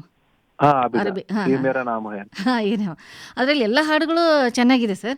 ಆದ್ರೆ ಇನ್ನು ಒಂದು ದೇಶಭಕ್ತಿ ಗೀತೆ ಇದೆ ಅದ್ರಲ್ಲಿ, ಈ ಮಣ್ಣಿನಲ್ಲಿ. ಅದನ್ನ ನೀವು ದೇಶ ರಾಗದಲ್ಲೇ ಕಂಪೋಸ್ ಮಾಡಿರಿ. ಹೌದಲ್ಲ ಸರ್? ಯಾಕೆ ನಿಮಗೆ ಆ ರಾಗದಲ್ಲಿ ಮಾಡ್ಬೇಕನ್ಸ್ತು? ಅವ್ರ ಫಸ್ಟ್ ಸಿಚುವೇಶನ್ ಹೇಳಿದ್ ಮೇಡಮ್, ಅಂದ್ರೆ ಆ ಪಿಕ್ಚರ್ ದೊಡ್ಡ ಬಜೆಟ್ ಪಿಕ್ಚರ್ ಇತ್ತು. ಅವ್ರ ಎಕ್ಸ್ಪೆಕ್ಟೇಷನ್ ತುಂಬಾ ಜಾಸ್ತಿ ಇತ್ತು ಮೇಡಮ್. ಡೈರೆಕ್ಟರ್ ನರಸಿಂಹಮೂರ್ತಿ, ಸಹನಾಮೂರ್ತಿ ಉರ್ಫ್ ಸಹನಾಮೂರ್ತಿ ಅಂತಿದ್ದಾರೆ. ಅವ್ರು ನಾನೇ ಖುದ್ದಾಗಿ ಅಪ್ರೋಚ್ ಮಾಡಿದ್ದೆ. ಸರ್, ನೀವು ಪಿಕ್ಚರ್ ಮಾಡ್ತಿದ್ದಾರೆ, ನಿಮ್ ಪಿಕ್ಚರ್ ನನ್ಗೊಂದು ಅವಕಾಶ ಕೊಡಿ ಅಂತ ಅಪ್ರೋಚ್ ಮಾಡಿದೆ. ತರುಣ್ ಶಿವಪ್ಪರ್ ನನ್ನ ಬಗ್ಗೆ, ಪ್ರೊಡ್ಯೂಸರ್ ತರುಣ್ ಶಿವಪ್ಪರ್ ನನ್ನ ಬಗ್ಗೆ ಕಾರಂಜಿ ಟೈಮ್ ಇಂದ ಅವ್ರಿಗೆ ತುಂಬಾ ನನ್ನ ಮೇಲೆ ಒಲವಿತ್ತು ಅವ್ರಿಗೆ. ಅಂದ್ರೆ ನಮ್ಗೆ ಸಂಗೀತ ಅವ್ರಿಗೆ ಇಷ್ಟ ಆಯ್ತು. ಇವರು ವೀರ್ ಸಮರ್ಥ್ ಚೆನ್ನಾಗಿ ಮಾಡ್ತಾರೆ, ಟ್ಯಾಲೆಂಟೆಡ್ ಇದ್ದಾರೆ ಅಂತ. ಅವ್ರು ನನಗೆ 2 ಸಾಂಗ್ ಕಂಪೋಸ್ ಮಾಡ್ಕೊಡಿ ವೀರ್ ಸಮರ್ಥ್ ಅಂತ ಸ್ಟಾರ್ಟಿಂಗ್. ಶಿವಣ್ಣಗೊಂದು ಹೀರೋಯಿಸಮ್ ಸಾಂಗ್ ಒಂದು, ಆನಂತರ ದೇಶಭಕ್ತಿ ಸಾಂಗ್ ಅಂತ. ನಾನು ಅವ್ರಿಗೆ ಫಸ್ಟ್ ಕಂಪೋಸ್ ಮಾಡ್ಕೊಟ್ಟೆ ದೇಶಭಕ್ತಿ ಸಾಂಗ್ ಮಾಡ್ಕೊಟ್ಟೆ. ಅವಾಗೆ ಟ್ಯೂನ್ ಮಾಡಿದ್ದೆ. ಅಂದ್ರೆ ದೇಶಭಕ್ತಿ ಅಂದ ತಕ್ಷಣ ನಮ್ಗೆ ಏನಾಗುತ್ತೆ ಅಂದ್ರೆ ಇವತ್ತಿನ ಜನರೇಷನ್ಗೆ ರೋಜಾ ಪಿಕ್ಚರ್ ಹಾಡ ನೆನಪು ಬರುತ್ತೆ. ಭಾರತ್ ಹಮ್ಕೋ ಜಾನ್ ಸೆ ಪ್ಯಾರಾ ಹೇ, ಈ ಸಾಂಗ್ ನೆನಪು ಬರುತ್ತೆ. ಅದು ಕೂಡ ದೇಶಭಕ್ತಿ ದೇಶ ರಾಗದಲ್ಲಿ. ಮತ್ತೆ ಮಿಲ್ಲೆ ಸುರ್ ಮೇರಾ ತುಮಾರ, ದೇಶ ರಾಗದಲ್ಲಿ ದೇಶಭಕ್ತಿ ಹಾಡುಗಳು ತುಂಬಾ ಮಾಡಿದ್ದಾರೆ ಮೇಡಮ್. ಹಾಗಾಗಿ ನನಗೇನೋ ದೇಶ ರಾಗದಲ್ಲಿ ಮಾಡ್ಬೇಕು ನನಗೆ ಅನ್ನಿಸ್ತು. ಹಾಗಾಗಿ ದೇಶ ರಾಗ ನಾನು ಅದ್ರಲ್ಲಿ ಮಾಡೋದು ಚೆನ್ನಾಗಿರುತ್ತೆ ಅಂತಂದು ಮಾಡಿದೆ ಮೇಡಮ್. ಮಾಸ್ ಲೀಡರ್ ಚಿತ್ರಕ್ಕೆ ನೀವು ಸಂಗೀತವನ್ನ ಕೊಟ್ರಿ. ನೀವು ಸಂಗೀತ ನಿರ್ದೇಶನ ಮಾಡ್ಬೇಕಾದ್ರೆ ನಿಮ್ಮ ಜೊತೆ ಅನೇಕ ದಿಗ್ಗಜರು ಸೇರಿ ಮಾಡಿದ್ದಿದೆ. ಹೇಗೆ ಸಾಧ್ಯ ಆಯ್ತಿದು? ಅದರಲ್ಲಿ ತುಂಬಾ ದೊಡ್ಡ ಭಾರತದ ತುಂಬಾ ದಿಗ್ಗಜ ಸಂಗೀತಕಾರಗಳು ಜೊತೆ ಕೆಲಸ ಮಾಡಿದ್ರು ಮೇಡಮ್. ವಾದ್ಯ ನುಡಿಸಿರೋ ಆಗಿರ್ಬೋದು, ಅಥವಾ ಪ್ರೋಗ್ರಾಮರ್ಸ್ ಆಗಿರ್ಬೋದು, ಮ್ಯೂಸಿಕ್ ಪ್ರೊಡ್ಯೂಸರ್ ಗಳಾಗಿರ್ಬೋದು, ತುಂಬಾ ದೊಡ್ಡ ಮ್ಯೂಸಿಷಿಯನ್ಸ್ ಮೇಡಮ್ ಜೊತೆ ವರ್ಕ್ ಮಾಡಿದ್ರು. ಯಾಕಂದ್ರೆ ಶಿವರಾಜ್ ಕುಮಾರ್ ಅವರು ಸಿನಿಮಾ ಸಿಕ್ಕಿತ್ತು. ಪ್ರೊಡ್ಯೂಸರ್ ಡೈರೆಕ್ಟರ್ ತುಂಬಾ ದೊಡ್ಡ ಲೆವೆಲ್ ಅಲ್ಲಿ ಒಂದು ಪಿಕ್ಚರ್ ಮಾಡ್ತಾ ಇದ್ರು, ದೊಡ್ಡ ಬಜೆಟ್ ಚಿತ್ರ. ಹಾಗೆ ನನಗೂ ಕೂಡ ಒಂದು ದೊಡ್ಡ ಬಜೆಟ್ ಒಂದು ಸಿನಿಮಾ ಸಿಕ್ಕಿದೆ, ಮಾಸ್ ಪಿಕ್ಚರ್ ಇದೆ ಅಂತ ತುಂಬಾ ಒಳ್ಳೆ ಟೆಕ್ನಿಷಿಯನ್ ಗಳಿಗೆ ಯೂಸ್ ಮಾಡಿದ್ವಿ ಅದ್ರಲ್ಲಿ ಮೇಡಮ್. ಅದ್ರಲ್ಲಿ ಅಂದ್ರೆ ಬಾಜಿರಾವ್ ಮಸ್ತಾನಿ, ಹಿಂದಿ ಪಿಕ್ಚರ್ ಬಾಜಿರಾವ್ ಮಸ್ತಾನಿ ವರ್ಕ್ ಮಾಡಿದ್ದೆ ಪ್ರೊಡ್ಯೂಸರ್ ಗಳಿಗೆ ಯೂಸ್ ಮಾಡಿದ್ವಿ. ಪ್ರೊಡ್ಯೂಸರ್ ಅಂದ್ರೆ ಇವಾಗ ನಾವು ಏನಂತೆ ಮ್ಯೂಸಿಕ್ ರೆಡಿ ಮಾಡಿ ಕಂಪ್ಯೂಟರ್ ಮಾಡ್ತೀವಿ ಮೇಡಮ್. ಇವಾಗ ಅವ್ರಿಗೆ ಪ್ರೊಡ್ಯೂಸರ್ ಅಂತೀವಿ ನಾವು. ಅವ್ರಿಗೆ ಯೂಸ್ ಮಾಡಿದ್ದು ಬಾಜಿರಾವ್ ಮಸ್ತಾನಿ, ಕ್ರಿಶ್, ಹೃತಿಕ್ ರೋಷನ್, ಕ್ರಿಶ್ ಅಂತ ಟೀಮ್ ಅವ್ರಿಗೆ ತಗೊಂಡಿದ್ದು. ಆನಂತರ ಮ್ಯೂಸಿಷಿಯನ್ಸ್ ಗಳು ಬಂದ್ರೆ ಎ ಆರ್ ರೆಹಮಾನ್ ಜೊತೆ ಎಲ್ಲ ನುಡಿಸಿದಂತ ಮ್ಯೂಸಿಷಿಯನ್ಸ್ ಗಳು ಅದ್ರಲ್ಲಿ ಔದಾಗ್ಲಿ, ರವಾಬ್ ಆಗ್ಲಿ, ಮ್ಯಾಂಡ್ಲಿನ್ ಆಗ್ಲಿ, ಸ್ಟ್ರಿಂಗ್ ಸೆಕ್ಷನ್ಸ್ ಆಗ್ಲಿ, ರಿದಮ್ ಗಳಾಗ್ಲಿ, ಅದೆಲ್ಲ ಪೂರ್ತಿ ರೆಹಮಾನ್ ಟೀಮ್ ಚೆನ್ನೈಲಿ ನುಡಿಸೋರು ಅವ್ರಿಗೆ ತಗೊಂಡಿದ್ವಿ. ಬಾಂಬೆಲಿ ಬಾಜಿರಾವ್ ಮಸ್ತಾನಿ ಮತ್ತೆ ಕ್ರಿಶ್ ನುಡಿಸಿದಂತ ಮ್ಯೂಸಿಷಿಯನ್ಸ್ ಗಳಿಗೆ ತಗೊಂಡಿದ್ದು. ಹಾಗಾಗಿ ತುಂಬಾ ಅಂದ್ರೆ ಗ್ರ್ಯಾಂಡ್ ಆಗಿ ಮಾಡಿದ್ವಿ ಮೇಡಮ್. ಮತ್ತೆ ಅದಕ್ಕೆ ಇಂಜಿನಿಯರ್ ವರ್ಕ್ ಮಾಡಿದ ಇಂಜಿನಿಯರ್ ಅಂತೂ ತನೇ ಗಜ್ಜರ್ ಅಂತ. ಅವರು ಸಂಜಯ್ ಲೀಲಾ ಬನ್ಸಲ್ ಎಲ್ಲ ಚಿತ್ರಗಳಿಗೆ ಅವರೇ ಮಾಸ್ಟರಿಂಗ್ ಮಾಡೋದು. ಲೈಫ್ ಆಫ್ ಪೈ ಅಂತ ಒಂದು ಸಿನಿಮಾ ಬಂದಿತ್ತು ಮೇಡಮ್, ಹಾಲಿವುಡ್ ತುಂಬಾ ದೊಡ್ಡ ಸೂಪರ್ ಡೂಪರ್ ಹಿಟ್ ಸಿನಿಮಾ. ಆ ಪಿಕ್ಚರ್ ಕೂಡ ಇವ್ರು ತನೇ ಗಜ್ಜರ್ as a one of the engineer ಇದ್ರು ಆ ಸಿನಿಮಾ. ಅಂತ ಟೆಕ್ನಿಷಿಯನ್ ಜೊತೆ ವರ್ಕ್ ಮಾಡಿದ್ವಿ ಮೇಡಮ್ ಈ ಪಿಕ್ಚರ್ ಅಲ್ಲಿ. ಹಾಡುಗಳು ಸೂಪರ್ ಆಗಿದೆ ಸರ್. ಗೆಳೆಯ ಎನ್ನಲೆ ಅನ್ನೋ ಹಾಡಿರ್ಬೋದು. ತುಂಬಾ ಅದ್ಭುತ. ಶ್ರೇಯಾ ಘೋಷಾಲ್ ಅವ್ರು ಹಾಡಿದ್ರು. ಶ್ರೇಯಾ ಘೋಷಾಲ್, ಚೇತನ್ ಗಂಧರ್ವ ಅವ್ರು ಸೇರಿ ಹಾಡಿದ್ದೆ ಅನ್ಸುತ್ತೆ. ಹೌದೌದು. ಆಮೇಲೆ ದೀಪವು ನಿನ್ನ, ದೀಪವೇ ನಿನ್ನ, ಅದು ಇವತ್ತು ನೋಡಿ ಜುಬಿನ್ ನೌಟಿಯಾಲ್ ಹಾ, ಅವರು ಇವತ್ತು ನಂಬರ್ 1 ಸಿಂಗರ್ ಮೇಡಮ್ ಬಾಂಬೆಗೆ. ಹೌದೌದು. ನಾವು ಅರಿಜಿತ್ ಸಿಂಗ್ ಬಿಟ್ರೆ hmm hmm. Is the number 1 in Bollywood ಅಲ್ಲಿ. ನಾನು ಕನ್ನಡದಲ್ಲಿ ಹಾಡ್ಸಿದ್ದವರಿಗೆ 5 ವರ್ಷ ಮುಂಚೆ ಹಾಡ್ತಿದ್ದೀನಿ ಮೇಡಮ್, ಹೌದಲ್ಲ? 4 ವರ್ಷ ಮುಂಚೆ. ಫಸ್ಟ್ ಅವ್ರು ಇನ್ನೂ ಪಾಪ್ಯುಲರ್ ಆಗಿರೋ, ಹಿಂದಿಯಲ್ಲೂ ಅಷ್ಟೊಂದು ಪಾಪ್ಯುಲರ್ ಆಗಿರಲಿಲ್ಲ, ಇನ್ನೂ ಹೆಸರು ಬೆಳಿತಾ ಇದ್ರು. ಅವತ್ತು ನಾನು ಕನ್ನಡ ಹಾಡ್ಸಿದ್ದೆ, ಅವ್ರ ಕ್ವಾಲಿಟಿ ಕೇಳ್ಬಿಟ್ಟೆ ನಾನು. ಅವತ್ತು ಜನಗಳು ಅಂತಾರೆ ಯಾರು ಇದು ಜುಬಿನ್ ನೌಟಿಯಾಲ್ ಹೊಸಬ್ರು ಅಂತಿದ್ರು. ಬಟ್ ಇವತ್ತು ಜುಬಿನ್ ನೌಟಿಯಾಲ್ ನೋಡಿ 2021 ಎಲ್ಲಕ್ಕಿಂತ ಸೂಪರ್ ಹಿಟ್ ಸಾಂಗ್ಗಳು ಅವ್ರದ್ದಿದೆ ಹೌದು ಹೌದು ಸರ್. ಅವತ್ತೇ ನಾವು ತುಂಬಾ ಒಳ್ಳೆ ಟೆಕ್ನಿಷಿಯನ್ ಜೊತೆ ವರ್ಕ್ ಮಾಡಿದ್ವಿ ಮೇಡಮ್, ಮಾಸ್ಟರ್. ಹಾಗಾಗಿ ಚಿತ್ರದ ಸಂಗೀತದ ಮೇಲೆ ತುಂಬಾ ಪ್ರೀತಿ ಇದೆ. ಆಮೇಲೆ ನಿಮ್ದು ಆಪರೇಷನ್ ನಕ್ಷತ್ರ ಚಿತ್ರದ ಹಾಡುಗಳು ತುಂಬಾ ಹಿಟ್ ಆದವು ಅಂತ ಕೇಳಿದೆ. ಹಾ, ಅದ್ರಲ್ಲಿ 2 ಸಾಂಗ್ ಮಾತ್ರ ಇತ್ತು ಮೇಡಮ್. ಒಂದು ಸಂಜಿತ್ ಹೆಗಡೆ ಹಾಡಿದ ಹಾಡ, ಅದು ತುಂಬಾ ಅಂದ್ರೆ ಜಾಜ್ ಪ್ಯಾಟರ್ನ್ ಮಾಡಿದ್ವಿ ಮೇಡಮ್, ತುಂಬಾ ಜಾಜ್ ಶೈಲಿಯಲ್ಲಿ ಮಾಡಿದ ಸಾಂಗ್. ನನಗೆ ಒಂದು ಹೊಸ ಅನುಭವ ಆಗುವಂತ. ಅಂದ್ರೆ ನೀವು ಈಗ ಚಿತ್ರಕ್ಕೆ ಮ್ಯೂಸಿಕ್ ಕಂಪೋಸ್ ಮಾಡ್ಬೇಕಾದ್ರೆ ಯುವಕರಿಗೂ ಅದು ಸೆಳೆದಿರಬೇಕು, ಮತ್ತೆ ಈಗ ಶಾಸ್ತ್ರೀಯ ಸಂಗೀತ ಬಯಸೋರು ಅವರಿಗೂ ಇರಬೇಕು ಅಂತ ಮಿಕ್ಸ್ಡ್ ಸಾಂಗ್ಗಳನ್ನ ಕೊಟ್ಟಿರಿ ಅನ್ಸುತ್ತೆ ಕೆಲವೊಂದು. ಏನಂದ್ರೆ ನನ್ನ ಬ್ಯಾಕ್ಗ್ರೌಂಡ್ ಕ್ಲಾಸಿಕಲ್ ಇರೋದ್ರಿಂದ ಅದು ಒಂದು ನಮ್ ತನ ಬಿಟ್ಕೊಡಕ್ ಆಗೋದಿಲ್ಲ. ಅದು ಬಂದೇ ಬರುತ್ತೆ, ಬಿಟ್ಕೊಡೋಣ ಅಂದ್ರೂ ಅದು ನಮಗ್ ಬಿಡೋದಿಲ್ಲ, ನಾವು ಬಿಡೋಣ ಅಂದ್ರೆ ಅದನ್ನು ನಮಗ್ ಬಿಡೋದಿಲ್ಲ. ಹಾಗಿದೆ ಅದು ಸಂಬಂಧ. ಹಾಗೆ ಅದೊಂದು ಇದ್ದೇ ಇರುತ್ತೆ ಜೊತೆಲಿ. ಮತ್ತೆ ಇವತ್ತಿನ ಜನರೇಷನ್ಗೆ, ನಾವು ಇವತ್ತಿನ ಮಾರ್ಕೆಟ್ ಅಲ್ಲಿ ಏನ್ ನಡೀತದೆ ಅನ್ನೋ ತರ, ಇವತ್ತು ನಾವು ಮಾರ್ಕೆಟ್ ಅಲ್ಲಿ ಏನ್ ಇದಿದೆ, ಫ್ಯಾಷನ್ ಏನಿದೆ ಅನ್ನೋತೀವಲ್ಲ, ಆ ತರ ಸಾಂಗ್ಗಳು, ಯಾವ ತರ ಸಾಂಗ್ಗಳು ಜನಗಳು ಕೇಳ್ತಾ ಇದಾರೆ, ಇಷ್ಟಪಡ್ತಾ ಇದಾರೆ ಅಂತ ಆ ಶೈಲಿಗೆ ಹೋಗ್ಬೇಕು ಆಗುತ್ತೆ ನಮಗೆ ಮೇಡಮ್. ಹಾಗೆ ಅದಕ್ಕೆ ಪ್ರಯತ್ನ ಮಾಡ್ತೀವಿ ನಾವು. ಸರ್, ಈ ಲಾಸ್ಟ್ ಇಯರು ನಿಮ್ದು ಶಕೀಲಾ ಚಿತ್ರದ ಹಾಡು ಅದು ತುಂಬಾ ಹಿಟ್ ಆಯ್ತು. ಶಕೀಲಾ ಚಿತ್ರ ಅದು ನಂಗೆ ಸಿಕ್ಕಿದ್ದು ಇಂದ್ರಜಿತ್ ಲಂಕೇಶ್ ಅವರು. ನಂದು ನೀವು ಹೇಳಿದ್ನಲ್ಲ, ಅವ್ರು ಮಜಾ ಟಾಕೀಸ್ ಅಲ್ಲಿ ಹೋಗಿದ್ವಿ ಒಂದ್ಸರಿ. ಮಾಸ್ ಲೀಡರ್ ಪಿಕ್ಚರ್ ರಿಲೀಸ್ ಆಗೋ ಟೈಮಲ್ಲಿ ಮಜಾ ಟಾಕೀಸ್ಗೆ ನಾವು ತಂಡ ಹೋಗಿತ್ತು, ನಾವು ಲೀಡರ್ ತಂಡ, ನಾನು ಹೋಗಿದ್ದೆ ಅದರಲ್ಲಿ. ಅಲ್ಲಿ ಹೋದಾಗ ಅವರು ಇಂದ್ರಜಿತ್ ಲಂಕೇಶ್ ಅವರಲ್ಲಿ ಆಸ್ ಎ ಗೆಸ್ಟ್ ಇದು ಇರ್ತಾರಲ್ವಾ, ಅಲ್ಲಿ ಅವ್ರು ಆಬಿದ ಸಾಂಗ್ ಕೇಳ್ಬಿಟ್ಟು ತುಂಬಾ ಇಷ್ಟ ಆಯ್ತು ಆ ಸಾಂಗ್. ಅವಾಗ ಹಾಗಾಗಿ ನಂದೊಬ್ಬರು ಡೈರೆಕ್ಟರ್ ಇನ್ನೊಬ್ರು ಇದಾರೆ, ಅವ್ರ ಜೊತೆ ಅವರು ಅಸಿಸ್ಟೆಂಟ್ ಡೈರೆಕ್ಟರ್ ಇದ್ರು. ಅವ್ರ ಜೊತೆಲಿ ಅವರು ಸ್ವಂತ ಪಿಕ್ಚರ್ ಡೈರೆಕ್ಷನ್ ಮಾಡಿದ್ರು 2 ಸಿನಿಮಾ. ಆ 2 ಸಿನಿಮಾಗಳಿಗೆ ನಾನೇ ಸಂಗೀತ ನೀಡಿದ್ದೆ. ಚಂದ್ರಮೋಹನ್ ಅಂತ ಅವರು. ಅವ್ರಿಗೆ ಕಾಲ್ ಮಾಡಿ ಕೇಳಿದ್ರು, ವೀರ್ ಹೇಗೆ ಕಂಪೋಸರ್ ಹೇಗಿದ್ದಾರೆ, ವರ್ಕರ್ ಹೇಗಿದ್ದಾರೆ, ಟೆಕ್ನಿಷಿಯನ್ ಹೇಗಿದ್ದಾರೆ ಅಂತ ಅವ್ರ ಹತ್ರ ಚಂದ್ರಮೋಹನ್ ಕೇಳಿದ್ರೆ, ಇಲ್ಲ ಸರ್ ಚೆನ್ನಾಗಿ ಮಾಡ್ತಾರೆ ಸರ್ ವರ್ಕ್, ಅವರು ಒಂದು ಒಳ್ಳೆ ಅವಕಾಶ ಬೇಕು ಅವ್ರಿಗೆ ಅಂತ ಹೇಳಿದ್ರು ಅವರು. ಹಾಗಾದ್ರೆ ವೀರ್ ಕಾಲ್ ಮಾಡಕ್ ಹೇಳಿ ಅವ್ರದ್ದು, ಯಾಕಂದ್ರೆ ಮಾಸ್ ಲೀಡರ್ ಸಾಂಗ್ ಕೇಳಿದೀನಿ, ಆಬಿದ ಸಾಂಗ್ ತುಂಬಾ ಇಷ್ಟ ಆಗಿದೆ ನನಗೆ ಅಂದಾಗ ಕರೆದ ತಕ್ಷಣ ಹೋದೆ ನಾನು. ಯಾವ್ದೋ ಕನ್ನಡ ಸಿನಿಮಾ ಮಾಡ್ತಾ ಇರ್ಬೋದು ಇವರು, ಕರೆದಿದ್ದಾರೆ, ನೋಡೋಣ, ಏನ್ ಗೊತ್ತಿಲ್ಲ, ಇನ್ನೂ ಮಾತುಕತೆ ಗೊತ್ತಿಲ್ಲ ಅವ್ರ ಜೊತೆ ವರ್ಕ್ ಮಾಡಕ್ ಅವಕಾಶ ಅಂತ ಹೋದೆ. ಅಲ್ಲಿ ಹೋಗಿ ಕೂತಾಗ ಹೇಳಿದ್ರು, ವೀರ್ ನಾನೊಂದು ಹಿಂದಿ ಸಿನಿಮಾ ಮಾಡ್ತಾ ಇದ್ದೀನಿ, 3 ಸಾಂಗ್ ಇದೆ, ಮಾಸ್ ಲೀಡರ್ ಚೆನ್ನಾಗಿ ಮಾಡಿದ್ರ, ಜೊತೆಲಿ ಮಾಡೋಣ ಈ ಪಿಕ್ಚರ್, ಹಿಂದಿ ಪಿಕ್ಚರ್ ಅಂದ್ರೆ. ನನಗೆ ಖುಷಿದೊಂದು ಇದನ್ನೇ ಇರ್ಲಿಲ್ಲ, ಮಿಕ್ಕನೇ ಇರ್ಲಿಲ್ಲ. ತುಂಬಾ ಖುಷಿ ಇತ್ತು, ಯಾಕಂದ್ರೆ ನನಗೂ ಹಿಂದಿಯಲ್ಲಿ ಮಾಡ್ಬೇಕಂತ ತುಂಬಾ ಆಸೆ ಇತ್ತು. ಹಾಗಾಗಿ ಪಿಕ್ಚರ್ ಸಿಕ್ಕಿದ್ ನನಗೆ, ಶಕೀಲಾ ಪಿಕ್ಚರ್ ಸಿಕ್ತು. ಇಲ್ಲಿವರೆಗೆ ನಾನ್ ಮಾಡೋಂತ ಬೆಸ್ಟ್ ಕಂಪೋಸಿಷನ್ ಅಲ್ಲಿ ಶಕೀಲಾದ ಒಂದು ಸಾಂಗ್ ಮೇಡಮ್, ಓ ಲಮ್ಹಾ ಜಿಸ್ಸೆ ಜಿಯಾ ಅಂತ ಒಂದು ಹಿಂದಿ ಸಾಂಗ್. ಅದು ಬಂದು ಸಾಹಿತ್ಯ ಕೂಡ ತುಂಬಾ ದೊಡ್ಡ ಸಾಹಿತ್ಯ, ಕುಮಾರ್ ಅಂತಿದ್ರು ಬಾಂಬೆ ಅವ್ರು ಬರೆದಂತ ಸಾಹಿತ್ಯ. ವಿಶಾಲ್ ಮಿಶ್ರಾ ಅಂತ ಅವರು ತುಂಬಾ ದೊಡ್ಡ ಮ್ಯೂಸಿಕ್ ಡೈರೆಕ್ಟರ್, ಅವರು ಮಾಡಿ ಹಾಡುವಾಗ ಅವರು ತುಂಬಾ ಖುಷಿ ಪಟ್ಟು ಹಾಡಿದ್ರು. ಅವ್ರು ಹೇಳಿದ್ರು ನನಗೆ, ಸರ್ ಟ್ಯೂನ್ ಕಳ್ಸಿ ಸರ್, ಆನಂತರ ನಾನು ಕೇಳಿ ಹೇಳ್ತೀನಿ ಅಂತ ಹೇಳಿದ್ರು. ಅಪ್ರೋಚ್ ಮಾಡಿದಾಗ ಅವ್ರಿಗೆ, ಹಾಡಿ ನೀವು ಹಾಡಿ ಅಂತ ಹೇಳಿದಾಗ ಅವ್ರು ಕೇಳ್ಬಿಟ್ಟು ಹಾಡ್ತೀನಿ ಅಂತ ಹೇಳಿ, ದುಡ್ಡು ಕೇಳಿಲ್ಲ ನನಗೆ. ಅವ್ರು ಟ್ಯೂನ್ ಕೇಳ್ಬಿಟ್ಟು ತುಂಬಾ ಚೆನ್ನಾಗಿದೆ ಸರ್, ನಾನು ಹಾಡ್ತೀನಿ, ನೀವು ಎಷ್ಟಾದ್ರೂ ಕೂಡ ನಾನು ಹಾಡ್ತೀನಿ ಅಂತ ಹಾಡಿದ್ದೆ ಅವ್ರು. ಸರ್, ಮೊದಲೇ ನಿಮ್ಮ ಹೆಸರು ವೀರ್ ಅಂತ ನಿಮ್ಮ ಅಪ್ಪ ಅಮ್ಮ ಇಟ್ಟಿದ್ರು ಅಥವಾ ಹೆಂಗೆ? ನಿಮ್ಮ ಮೊದಲ ಹೆಸರು ಏನು? ವೀರ ಅಂತ ನಾನು ಹುಡುಗ ತಂದೆ ತಾಯಿ, ಅದಾದ್ರೆ ಮುಂದೆ ಬೇರೆ ಹೆಸರಿತ್ತು. ವೀರ ಅಷ್ಟು ಮಾತ್ರ ತಗೊಂಡೆ. ನಮ್ಮ ತಂದೆ ಇಟ್ಟ ಹೆಸರು, ವೀರಭದ್ರಪ್ಪ ಅಂತ. ಆ ವೀರಭದ್ರಪ್ಪದಾಗಿ ವೀರ ತಗೊಂಡು ಸಮರ್ಥ ಅಂತ, ನಾನು ಒಬ್ರು ಡೈರೆಕ್ಟರ್ ಕ್ರಿಸ್ ಜೋಶಿ ಅಂತ, ನಾನು ತುಂಬಾ ಆತ್ಮೀಯ ಗೆಳೆಯ, ಒಂದು ಬ್ರದರ್ ತರ ಇದಾರೆ ಒಬ್ರು ಡೈರೆಕ್ಟರ್, ಪ್ರಪಂಚ ಡೈರೆಕ್ಟರ್ ಕ್ರಿಸ್ ಜೋಶಿ ಅಂತ. ಅವ್ರಿಟ್ರು, ನಾನು ಬರೀ ವೀರ್ ಅಂತ ಇಟ್ಕೊಂಡಿದ್ದೆ. ಮೇಲೆ ಕೂಡ ಎಲ್ಲರೂ ವೀರ್ ಅಂತ ಹೇಳ್ತಿದ್ರು, ನಾ ವೀರ್ ಅಂತ ಅಷ್ಟೇ. ವೀರ್ ತುಂಬಾ ಶಾರ್ಟ್ ಆಯ್ತು ಸರ್, ಚೂರು ಮುಂದೆ ಏನಾದ್ರು ಸೇರ್ಸೋಣ ಅಂತ ಹೇಳ್ಬಿಟ್ಟು ಅವರೇ ನೋಡ್ಬಿಟ್ಟು, ಅವ್ರು ಸ್ವಲ್ಪ ನ್ಯೂಮರಾಲಜಿ ಅದನ್ನ ಏನೋ ನೋಡಿದ್ರು ಗೊತ್ತಿಲ್ಲ ನನಗೆ, ಬಟ್ ವೀರ್ ಸಮರ್ಥ ಅಂತಿದ್ರೆ ಹೇಗಿರುತ್ತೆ ಅಂತ ಕೇಳಿದ್ರು. ನನಗೆ ಸರ್ ತುಂಬಾ ಚೆನ್ನಾಗಿದೆ, ಹೇಳೋಣ ಅಂತ ಇಟ್ಟೆ. ಈಗ ಎಲ್ಲಾ ಕಡೆ ವೀರ್ ಸಮರ್ಥ ಅಂತಾನೆ ಫೇಮಸ್. ಹೌದೌದು. ಮೂಲ ಬಂದು ನನ್ನ ವರ್ಷ ಹೆಸರು ವೀರಭದ್ರಪ್ಪ. ನಮ್ದು ಪಕ್ಕ ನಾವು ಬೀದರ್ದ ಹೆಸರಲ್ವ ವೀರಭದ್ರಪ್ಪ ಅಂತ. ಅಲ್ಲಿ ವೀರಭದ್ರೇಶ್ವರ ಟೆಂಪಲ್. ಅವರು ನಮ್ಮ ಮನೆ ದೇವ್ರು ಮೇಡಮ್ ಅವರು. ಇದು ನಮ್ ತಾತನ ಹೆಸರಿತ್ತು, ನಮ್ ತಂದೆ ಹೆಸರಿತ್ತು ವೀರಭದ್ರಪ್ಪ ಅಂತ. ಅವಾಗ ಒಂದು ಇತ್ತಲ್ಲ ಮೇಡಮ್ ಚಲನೆ, ತಾತನ ಹೆಸರು ತಂದೆ ಹೆಸರು ಮಕ್ಕಳಿಗೆ ಅದೇ ಹೆಸರು ಇಡ್ತಿದ್ರು. ಹಾಗೆ ನಮ್ ತಂದೆ ಪ್ರೀತಿ, ನಮ್ ತಾತನ ಹೆಸರು ನನಗೆ ಇಟ್ಟಿತ್ತು. ನಿಮ್ ತಾತನ ಹೆಸರು ನೀವ್ ಇಟ್ಕೊಂಡು ಬೆಳೆದ್ರಿ. ಹೌದೌದು. ಸರ್, ಈಗ 2010ರಲ್ಲಿ ನಿಮಗೆ ಕಾರಂಜಿ ಚಿತ್ರಕ್ಕೆ ಅವಾರ್ಡ್ ಸಿಕ್ತು. ನಂತರ ಮಿರ್ಚಿ ಮ್ಯೂಸಿಕ್ ಅವಾರ್ಡ್ ಕಂಪನಿಗೆ ನೀವು ಜೂರಿ ಆದಾಗ ಏನ್ ಅನಿಸ್ತು ನಿಮಗೆ?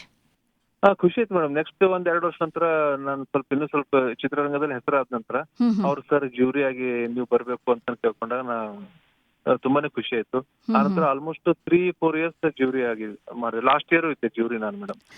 ಸರ್, ಈಗ ನಾವು ಯಾವುದೇ ಮೊಬೈಲ್ ಕೇಳಿದಾಗ ಬರ್ತ್ಡೇ ಸಾಂಗ್ ಒಂದು ನೀವು ಮಾಡಿದ್ದೀರಿ, ಜಾಕ್ಸನ್ ಚಿತ್ರದ ಅನ್ಸುತ್ತೆ ಅದು.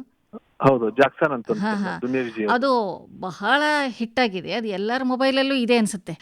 ಅದ್ರ ಬಗ್ಗೆ ಸ್ವಲ್ಪ ಹೇಳಿ. ಅದು ಏನ್ ಜಾಕ್ಸನ್ ಅಂತ ನಂದು ಗೆಳೆಯ ಸನತ್ ಅಂತಿದ್ರು ಮೇಡಮ್, ಸನತ್ ಕುಮಾರ್ ಅಂತ. ಆ ಚಿತ್ರದ ನಿರ್ಮಾಪಕ, ಎಕ್ಸಿಕ್ಯೂಟಿವ್ ಪ್ರೊಡ್ಯೂಸರ್ ಅವರು. ಭಟ್ರ ಕ್ಯಾಂಪ್ ಅಲ್ಲಿ ಅವ್ರ ಜೊತೆಲೇ ಇದ್ವಿ ನಾವು. ಅವಾಗ ಅವರು ನಾನ್ ಮಾಡ್ಬೇಕಂತ ಆಸೆಯಿಂದ ಅದೊಂದು ಸಾಂಗ್ ನಾನ್ ಮಾಡಿದೆ ಪಿಕ್ಚರ್ಗೆ, ಒಂದು ಬರ್ತ್ಡೇ ವಿಶೇಷ ಸಾಂಗ್. ನಮ್ಮ ಹತ್ರ ತುಂಬಾ ಅಪರೂಪ ಬರ್ತ್ಡೇ ಸಾಂಗ್ ತುಂಬಾ ಕಡಿಮೆ ಇದೆ. ನಾವು ಬರ್ತ್ಡೇ ಸಾಂಗ್ ಅಂತ ನೆನಪಾದಾಗ ನಮ್ಗೆ ಎಲ್ಲಕ್ಕಿಂತ ಫಸ್ಟ್ ನೆನಪಿಗೆ ಬರೋದೆ ಡಾಕ್ಟರ್ ರಾಜ್ಕುಮಾರ್ ಅವರು ಹಾಡಿದಂತ ನಗುತ್ತಾ ನಗುತ್ತಾ ಬಾಳು. ಆ ಸಾಂಗ್ ಅದ್ಭುತ ಹಾಡು, ಹಂಸಲೇಖ ಸರ್ ಸಾಹಿತ್ಯ ಸಂಗೀತದಿಂದ ಕೂಡಿದಂತ ಹಾಡು. ಆ ಸಾಂಗ್ ತುಂಬಾ ಪಾಪ್ಯುಲರ್. ಇವತ್ತಿನ ಟೈಮ್ಗೆ ಆ ಸಾಂಗ್ ಬಂದು ಆಲ್ಮೋಸ್ಟ್ 25-30 ವರ್ಷ ಆಯ್ತು ಅನ್ಸುತ್ತೆ. ಈ ಸಾಂಗ್ ನಮ್ಗೆ ಒಂದು ಬರ್ತ್ಡೇ ಸಾಂಗ್ ಮಾಡೋಣ, ಒಂದು ತುಂಬಾ ಅಂದ್ರೆ ಇವತ್ತಿನ ಟ್ರೆಂಡಿ ಆಗಿರ್ಲಿ, ಜನಗಳಿಗೆ ಇವತ್ತಿನ ಜನರೇಷನ್ ಒಂದು ಬರ್ತ್ಡೇ ಸಾಂಗ್ ಮಾಡೋಣ, ನೆನಪಲ್ಲಿರುವಂತ ತುಂಬಾ ಕಾಲ ನೆನಪಲ್ಲಿರುವಂತ ಒಂದು ಸಾಂಗ್ ಮಾಡೋಣ ಅಂತ ಹೇಳಿ ಆ ಸಾಂಗ್ ಮಾಡಿದ್ದು. ಚೇತನ್ ಕುಮಾರ್ ಅಂತ ಡೈರೆಕ್ಟರ್, ಬಹದ್ದೂರ್ ಡೈರೆಕ್ಟರ್ ಚೇತನ್ ಕುಮಾರ್ ಸಾಹಿತ್ಯ ಬರೋದು ತುಂಬಾ ಚೆನ್ನಾಗಿ ಬರೆದಿದ್ದಾರೆ. ಆ ಸಾಂಗ್ ಇವತ್ತು ಎಲ್ಲ ಫೇಸ್ಬುಕ್ ಸ್ಟೇಟಸ್ ಅಲ್ಲಿ ಬರ್ತ್ಡೇ ಇದ್ರೆ, ಯಾರಿಗೂ ವಿಶ್ ಮಾಡೋದಿದ್ರೆ, ವಾಟ್ಸ್ಆಪ್ ಅಲ್ಲಿ ವಿಶ್ ಮಾಡೋದಿದ್ರೆ ಸರ್ ಮೇಡಮ್, ಎಂದೆಂದಿಗೂ ನಗುತ್ತಿರು ನೀನು ಅಂತ ಒಂದು ಸಾಂಗ್ ಇದೆ. ಚೇತನ್ ಗಂಧರ್ವ ಅಂತ ಹಾಡಿದ್ದಾರೆ, ತುಂಬಾ ಪಾಪ್ಯುಲರ್. ಇತ್ತೀಚೆಗೆ 2-3 ವರ್ಷ ತುಂಬಾ ಪಾಪ್ಯುಲರ್ ಆದಂತ ಹಾಡೋದು. ಎಂದೆಂದಿಗೂ ನಗುತ್ತಿರು ನೀನು, ನಿನ್ನ ನಗುವಲ್ಲೇ ನಗುವೆನು ನಾನು, ನಿನ್ನ ನಗುವಿಗೆ ಬೆಲೆಯನ್ನು ಕಟ್ಟುವ ಬೆಲೆ ಇದೆ ಏನು, ಭುವಿಯಲ್ಲಿ ಹೇಳು. ಆಕಾಶದ ಬುಟ್ಟಿಯ ಒಳಗೆ ಕೈ ಹಾಕಿ ತರುವೆನು ನಾನು, ಬಿಳಿ ಹಲ್ಲಿನ ಚಂದ್ರನ ಹೊಳಪನು ಉಡುಗೊರೆಯಾಗಿ ತೆಗೆದುಕೊ ನೀನು. ಯಾಕೆಂದರೆ ಬರ್ತಡೆ ನಿನ್ನ ಬರ್ತಡೆ, ನಿನ್ನ ಬರ್ತಡೆ, ಎಂದೆಂದಿಗೂ ನಗುತ್ತಿರು ನೀ ನಗುತ್ತಿರು ನೀ ನಗುತ್ತಿರು, ತುಂಬಿರಲಿ ಹರುಷವು ಪ್ರತಿ ವರ್ಷವೂ ಪ್ರತಿ ನಿಮಿಷವೂ, ಜೊತೆಗಿರುವೆನು ಎಂದಿಗೂ ನಿನ್ನೊಂದಿಗೆ ಎಂದೆಂದಿಗೂ, ಎಂದೆಂದಿಗೂ ನಗುತ್ತಿರು ನೀನು, ನಿನ್ನ ನಗುವಲ್ಲೇ ನಗುವೆನು ನಾನು.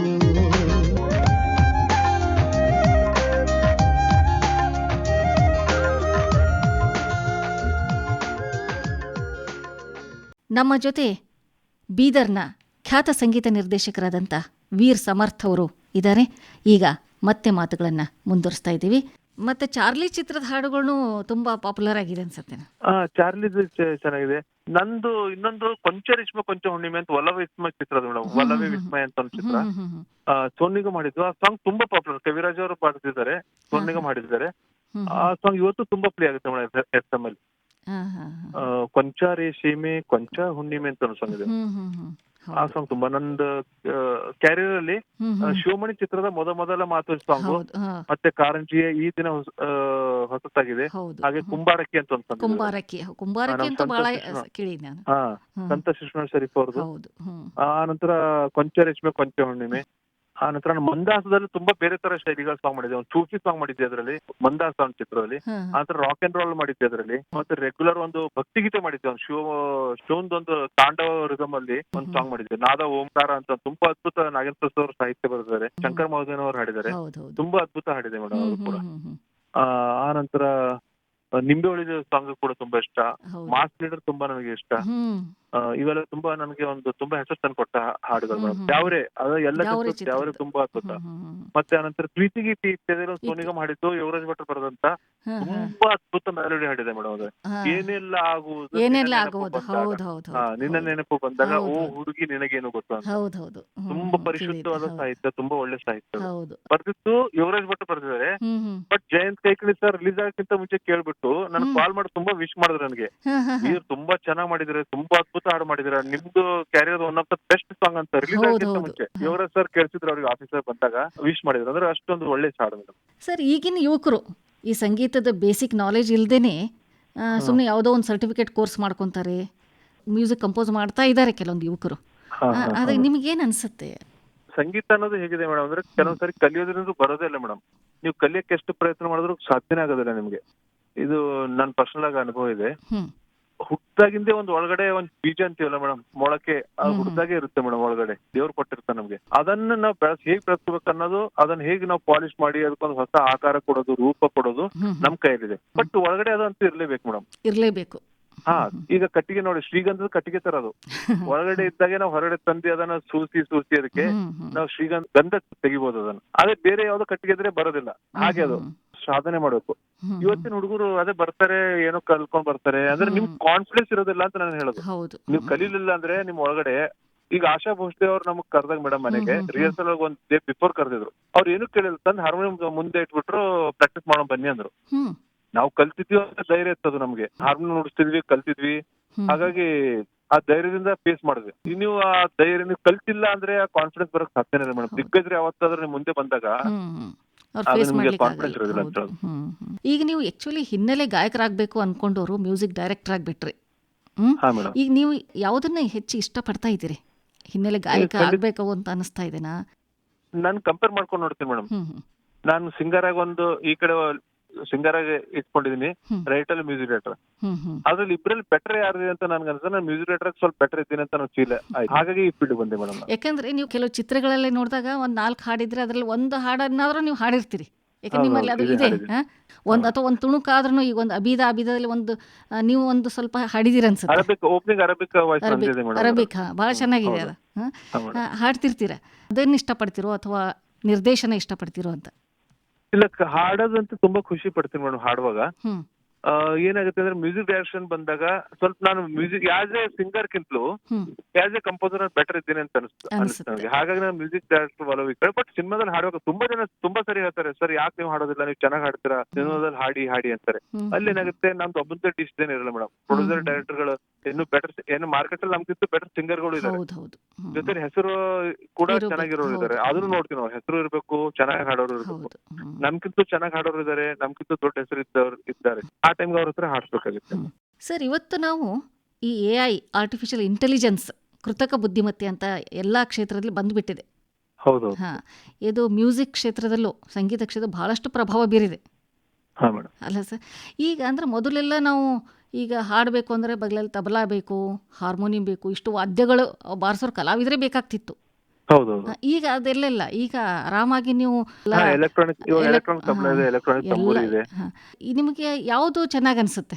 ಮೊದಲಿನ ಪದ್ಧತಿ ಅನ್ಸುತ್ತೋ ಅಥವಾ ಈಗ ಈಸಿ ಆಗಿದೆಯಾ ಅನ್ಸುತ್ತಾ? ಇಲ್ಲ ಮೇಡಮ್, ಇವತ್ತಿನ ಕೃತಕ ಅಂದ್ರೆ ಕೃತಕನೇ ಮೇಡಮ್. ಅದು ಆರ್ಟಿಫಿಷಿಯಲ್, ಅದು ನಿಮ್ಗೆ ಆ ಮಜಾ ಕೊಡೋದಿಲ್ಲ, ಅದು ತೃಪ್ತಿ ಕೊಡೋದಿಲ್ಲ ಮೇಡಮ್. ಲೈವ್ ಇರೋ ತೃಪ್ತಿ ಕೊಡೋದಿಲ್ಲ. ಅವಾಗ ಜೊತೆಲಿ ಸೇರ್ಕೊಂಡು ಸಾಯಂಕಾಲ ಡೈಲಿ ಒಂದು 2 hours ನಾವು ಜೊತೆಲಿ ಸಂಗಡಿಗರ ಜೊತೆ, ವಾದ್ಯ ಸಂಗಡಿಗರ ಜೊತೆ ಕೂತ್ಕೊಂಡು, ತಬಲದವ್ರು ಬರ್ತಾರೆ, ಹಾರ್ಮೋನಿಯಂದವ್ರು ಬರ್ತಾರೆ, ತಂಬೂರಿ ಇಟ್ಕೊಂಡು ಅವ್ರ ಜೊತೆಲಿ ಸೇರ್ಕೊಂಡು ನಾವು ಕಚೇರಿ ಪ್ರಾಕ್ಟೀಸ್ ಮಾಡ್ತೀವಲ್ಲ ಡೈಲಿ ಮೇಡಮ್, ಆ ನ್ಯಾಚುರಲ್ ಪ್ರೊಸೆಸ್ ಏನಿದೆಯಲ್ಲ ಅದು ನಿಮ್ಗೆ ಖಂಡಿತ ಸಿಗೋದಿಲ್ಲ.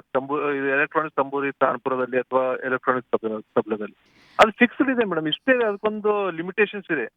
ಬಟ್ ಲೈವ್ ಎಲ್ಲಿ ಲಿಮಿಟೇಷನ್ಸ್ ಇದೆ? ಲೈವ್ ಲಿಮಿಟೇಷನ್ಸ್ ಇಲ್ವೇ ಇಲ್ಲ. ಅದು ಮತ್ತೆ ಮಜಾ ಕೊಡೋ ಸೌಂಡ್, ಮಜಾ ನ್ಯಾಚುರಲ್ ಸೌಂಡ್ ನಿಮ್ಗೆ ಮಜಾ ಕೊಡೋದೇ ಬೇರೆ. ಅದು ಸ್ಫೂರ್ತಿ, ಅದೊಂದು ನಿಮ್ಗೆ ಹುಮ್ಮಸ್ಸು ಕೊಡೋದು ಬೇರೆನೆ. ನೀವು ಎಲೆಕ್ಟ್ರಾನಿಕ್ ತಬಲ ಹಾಕೊಂಡು ಪ್ರಾಕ್ಟೀಸ್ ಮಾಡುವಾಗ, ಅದೇ ನ್ಯಾಚುರಲ್ ತಬಲಿಸ್ಟ್, ಒರಿಜಿನಲ್ ತಬಲಿಸ್ಟ್ ನಿಮ್ ಜೊತೆ ಸಂಗತ್ ಮಾಡುವಾಗ ನಿಮ್ಗೆ ಒಳಗಡೆ ಹುಮ್ಮಸ್ ಬೇರೆನೇ ಆಗಿರುತ್ತೆ. ಸರ್, ಈಗ ನಿಮ್ಮ ಮುಂದಿನ ಚಿತ್ರಗಳು ಯಾವ್ಯಾವು? ಇವಾಗ ನೆಕ್ಸ್ಟ್ ಚಿತ್ರ ಒಂದು ನನ್ನ ಗೆಳೆಯ ರಾಘವೇಂದ್ರ ನಾಯಕ್ ಅಂತ ಒಂದು ಡೈರೆಕ್ಷನ್ ಮಾಡ್ತಾರೆ. ದಿಗಂತ್ ಅವ್ರ ನಾಯಕ ನಟ. ಅದಕ್ಕೆ ಮಾರಿಗೋಲ್ಡ್ ಅನ್ನೋ ಚಿತ್ರ, ಅದನ್ನ ಮಾಡ್ತಾ ಇದೀನಿ. ಮತ್ತೆ ಕನ್ನಡ ಚಿತ್ರರಂಗದ ಒಬ್ರು ಸೀನಿಯರ್ ಡೈರೆಕ್ಟರ್ ಅನಂತ ರಾಜು ಅಂತಿದ್ದಾರೆ ಡೈರೆಕ್ಟರ್. ನಿರ್ಮಾಪಕರು ತುಂಬಾ ದಿಗ್ಗಜ ನಿರ್ಮಾಪಕರು ಎನ್ ಕುಮಾರ್ ಅಂತ. ಅವರು ವಿಷ್ಣುವರ್ಧನ್ ಅವ್ರ ಜೊತೆ, ಸುದೀಪ್ ಅವ್ರ ಜೊತೆ ಎಲ್ಲ ಚಿತ್ರಗಳು ನಿರ್ಮಾಣ ಮಾಡಿದಂತ ತುಂಬಾ ದೊಡ್ಡ, ಸುನೀತ್ ಅವ್ರ ಜೊತೆ, ಸುದೀಪ್, ದರ್ಶನ್ ಎಲ್ರಿಗೂ ಮಾಡಿದ್ದಾರೆ ಎನ್ ಕುಮಾರ್ ಅನ್ನೋ. ಅವ್ರ ನಿರ್ಮಾಣದ ಒಂದು ಪಿಕ್ಚರ್. ಮತ್ತೆ ಲೂಸ್ ಮಾದ ಯೋಗೇಶ್ ನಟಿಸಿದ್ದಾರೆ. ಆ ಚಿತ್ರ ಕಿರಿಕ್ ಶಂಕರ್ ಅನ್ನೋ ಸಿನಿಮಾ, ಅದೊಂದು ನಡೀತದೆ. ಯೋಗರಾಜ್ ಭಟ್ರ ಶಿಷ್ಯರು ಒಂದು ಮಾಡಿದ್ದಾರೆ ಡೈರೆಕ್ಷನ್, ಕಿರಿಕಿ ಅನ್ನೋ ಸಿನಿಮಾ. ಮತ್ತೆ ಇನ್ನು ಕೆಲವೊಂದು ಸಿನಿಮಾಗಳಿವೆ, ಚತುಷ್ಪಥ ಅಂತ ಒಂದು ಮಾಡ್ತಾ ಇದೀನಿ. ಸುಮಾರು ಸಿನಿಮಾಗಳು, ಒಂದು 5-6 ಸಿನಿಮಾ ನಡೀತದೆ ಮೇಡಮ್, ಈಗ ನಡೀತಾ ಇದೆ. ಆಮೇಲೆ ಮರಾಠಿ ಚಿತ್ರಕ್ಕೂ ವರ್ಕ್ ಮಾಡಿರ ಸರ್? ಒಂದು ಅಂಗೈ ಗೀತ್ ಅನ್ನೋ ಒಂದು ಸಿನಿಮಾ ಮಾಡಿದ್ವಿ ಮೇಡಮ್. ಅದ್ರಲ್ಲಿ ಒಂದೇ ಹಾಡಾಯ್ತು, ಒಂದು ಜೋಗಳ ಹಾಡಾಯ್ತು, ಮತ್ತೆ ಬ್ಯಾಕ್ ಗ್ರೌಂಡ್ ಸ್ಕೋರ್ ಮಾಡಿತ್ತು. ಅದೊಂದು ಚಿತ್ರ ಮಾಡಿದ್ದೀನಿ. ಆನಂತರ ಮಹಾಭಾರತ ಅಂತ ಒಂದು ಸೀರಿಯಲ್ ಮಾಡಿದೀನಿ ತಮಿಳಲ್ಲಿ ಮೇಡಮ್. ಕನ್ನಡದಲ್ಲೂ ಕೂಡ ಒಂದು ಮಹಾಭಾರತ ಅಂತ ಬರ್ತಿತ್ತು, ಬರ್ತಾ ಇದೆ. ಹಾ, ಸೀತೆ ಅಂತ ಒಂದು ಬರ್ತಿತ್ತು ಸೀರಿಯಲ್. ಸೀತೆ ಕೂಡ ನಾನೇ ಸಂಗೀತ ನೀಡಿದ್ದು. ಹೌದಾ? ಮಹಾಭಾರತದಂತೂ ಒಂದು 50-60 ಸಾಂಗ್ಗಳು ಮಾಡಿದೀವಿ ಮೇಡಮ್ ಅದ್ರಲ್ಲಿ. ಮಹಾಭಾರತ ತಮಿಳ್ ಪ್ರೊಡ್ಯೂಸರ್ ಒಬ್ರೆ ಮೇಡಮ್. ನಮ್ಮ ಹತ್ರ ಇಲ್ಲಿ ಜುನೂನ್ ಅಂತ ಸೀರಿಯಲ್ ಬರ್ತಿತ್ತು, ತುಂಬಾ ದೊಡ್ಡ ಪ್ರೊಡಕ್ಷನ್ ಕಂಪನಿ. ಹೌದು, ಅಮರಾವತಿ ಕಿ ಕಥಾ ಅಂತೆಲ್ಲ ಬರ್ತಿದ್ವು, ಗುಲ್ಶನ್ ಗುಲ್ಫಾಮ್ ಎಲ್ಲ ಬರ್ತಿದ್ವು ಮೇಡಮ್ ಅವಾಗ ನಾವು ಚಿಕ್ಕವರಿದ್ದಾಗ. ಹೌದು. ಆ ಪ್ರೊಡಕ್ಷನ್ ಕಂಪನಿ ಮೇಡಮ್ ಇದು. ಆ ಪ್ರೊಡಕ್ಷನ್ ಕಂಪನಿ ಕನ್ನಡದಲ್ಲಿ ಸೀರಿಯಲ್ 4 ಪ್ರೊಡ್ಯೂಸ್ ಮಾಡಿದ್ದು, 4ಕ್ಕೆಲ್ಲ ನಾನೇ ಸಂಗೀತ ಕೊಟ್ಟಿದ್ದು ಮೇಡಮ್. 4 ಸೀರಿಯಲ್ಗಳಿಗೆ ಸೀತೆ, ಮಹಾಭಾರತ, ಮತ್ತೆ ಅನುರಾಗ ಸಂಗಮ್ ಅಂತ ಒಂದು, ಮತ್ತೆ ಮನೆ ಮಗಳು ಅಂತ ಒಂದು. ಅವ್ರು ಪ್ರೊಡ್ಯೂಸ್ ಮಾಡಿದ್ದೆಲ್ಲ ಮಾಡಿದ್ದೆ. ಅಲ್ಲಿ ತಮಿಳಲ್ಲಿ ಇವರೇ ಪ್ರೊಡ್ಯೂಸ್ ಮಾಡಿದ್. ಸೇಮ್ ಮಹಾಭಾರತ ಮಾಡಿದಾಗ ಅಲ್ಲಿ ಸಂಗೀತಕಾರ ಬೇರೆ ಇದ್ರಲ್ಲಿ. ಆದ್ರೂ ಇಲ್ಲಿ ನನ್ನ ವರ್ಕ್ ಇಷ್ಟ ಆಗ್ಬಿಟ್ಟು ಅಲ್ಲೂ ಕೂಡ ಒಂದ್ 3 ಸಾಂಗ್ ನನ್ನ ಹತ್ರ ಮಾಡಿದ್ದು ತಮಿಳಲ್ಲಿ ಕೂಡ. ಅಂದ್ರೆ ಕಿರುತೆರೆಯಲ್ಲೂ ನೀವು ಕೆಲಸ ಮಾಡಿದ್ರಿ? ಸುಮಾರು ಮಾಡಿದೀನಿ ಮೇಡಮ್, ಒಂದ್ 8-10 ಸೀರಿಯಲ್ ಅಂತೂ ಮಾಡಿದೀನಿ. ಮಹಾಭಾರತಕ್ಕಂತೂ ಮಹಾಭಾರತ ಒಂದಕ್ಕೆ ಒಂದು 50-60 ಹಾಡುಗಳು ಕಂಪೋಸ್ ಮಾಡಿದೀನಿ ಮೇಡಮ್. ಸರ್, ಈಗ ನಿಮ್ಮ ಕುಟುಂಬದ ಬಗ್ಗೆ ಸ್ವಲ್ಪ ತಿಳಿಸ್ತೀರಾ? ನನ್ ಕುಟುಂಬ ಬಂದು ಪಕ್ಚೋಡಿ ಅಂತ ಒಂದು ಬೀದರ್ ಹತ್ರ ಒಂದು 10 ಕಿಲೋಮೀಟರ್ ದೂರದಲ್ಲಿರುವಂತ ಒಂದು ಚಿಕ್ಕ ಗ್ರಾಮ ಮೇಡಮ್. ನಾವು ಅಲ್ಲಿಯವರೇ ಹುಟ್ಟು ಬೆಳೆದಿಲ್ಲ ಅಲ್ಲಿ. ಬಟ್ ನಮಗ್ ಬುದ್ಧಿ ಬಂದಾಗಿಂದ ಸ್ಕೂಲ್ ಅಡ್ಮಿಷನ್ ಆದಾಗಿಂದ ಬೀದರಲ್ಲೇ ಬೆಳೆದವ್ರು ನಾವು. ಎಜುಕೇಶನ್ ಶುರು ಆಗಿದೆ. ಎಜುಕೇಶನ್ ಸಲುವಾಗಿ ಶಿಫ್ಟ್ ಆಗಿದ್ದು ಬೀದರ್ ಸಿಟಿಗೆ.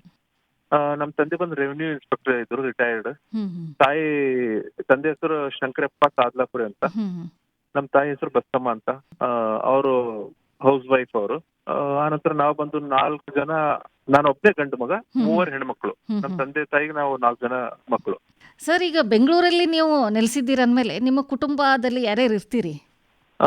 ಬೆಂಗಳೂರಲ್ಲಿ ನಾನು, ನನ್ನ ಮಡದಿ, ಮತ್ತೆ ನಂದಿಬ್ರು ಮಕ್ಕಳಿದ್ದಾರೆ ಮೇಡಮ್, ಗಂಡು ಮಕ್ಕಳಿದ್ದಾರೆ.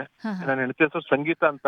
ಅದು ಗೊತ್ತಿಲ್ಲ, ಸಂಗೀತ ಅಂತ ನನಗೆ ಸಂಗತಿ ಕೊಟ್ಟಿದ್ದಾರೆ. ಮೊದಲ ಹೆಸರು ಅವ್ರ ಸಂಗೀತ ಇತ್ತು ಅಥವಾ ನೀವು ಚೇಂಜ್ ಮಾಡಿದ್ರೆ ಮದುವೆ ಆದ್ಮೇಲೆ? ನನ್ನ ಹೆಸರು ಚೇಂಜ್ ಮಾಡಿದ್ದೆ ಹೊರತು ಅವಳ ಹೆಸರು ಚೇಂಜ್ ಮಾಡಿಲ್ಲ ಮೇಡಮ್. ಸಂಗೀತ ನನಗೆ ದೈವದತ್ತವಾಗಿ ಸಿಕ್ಕಿತ್ತು, 2 ಸಂಗೀತಗಳು.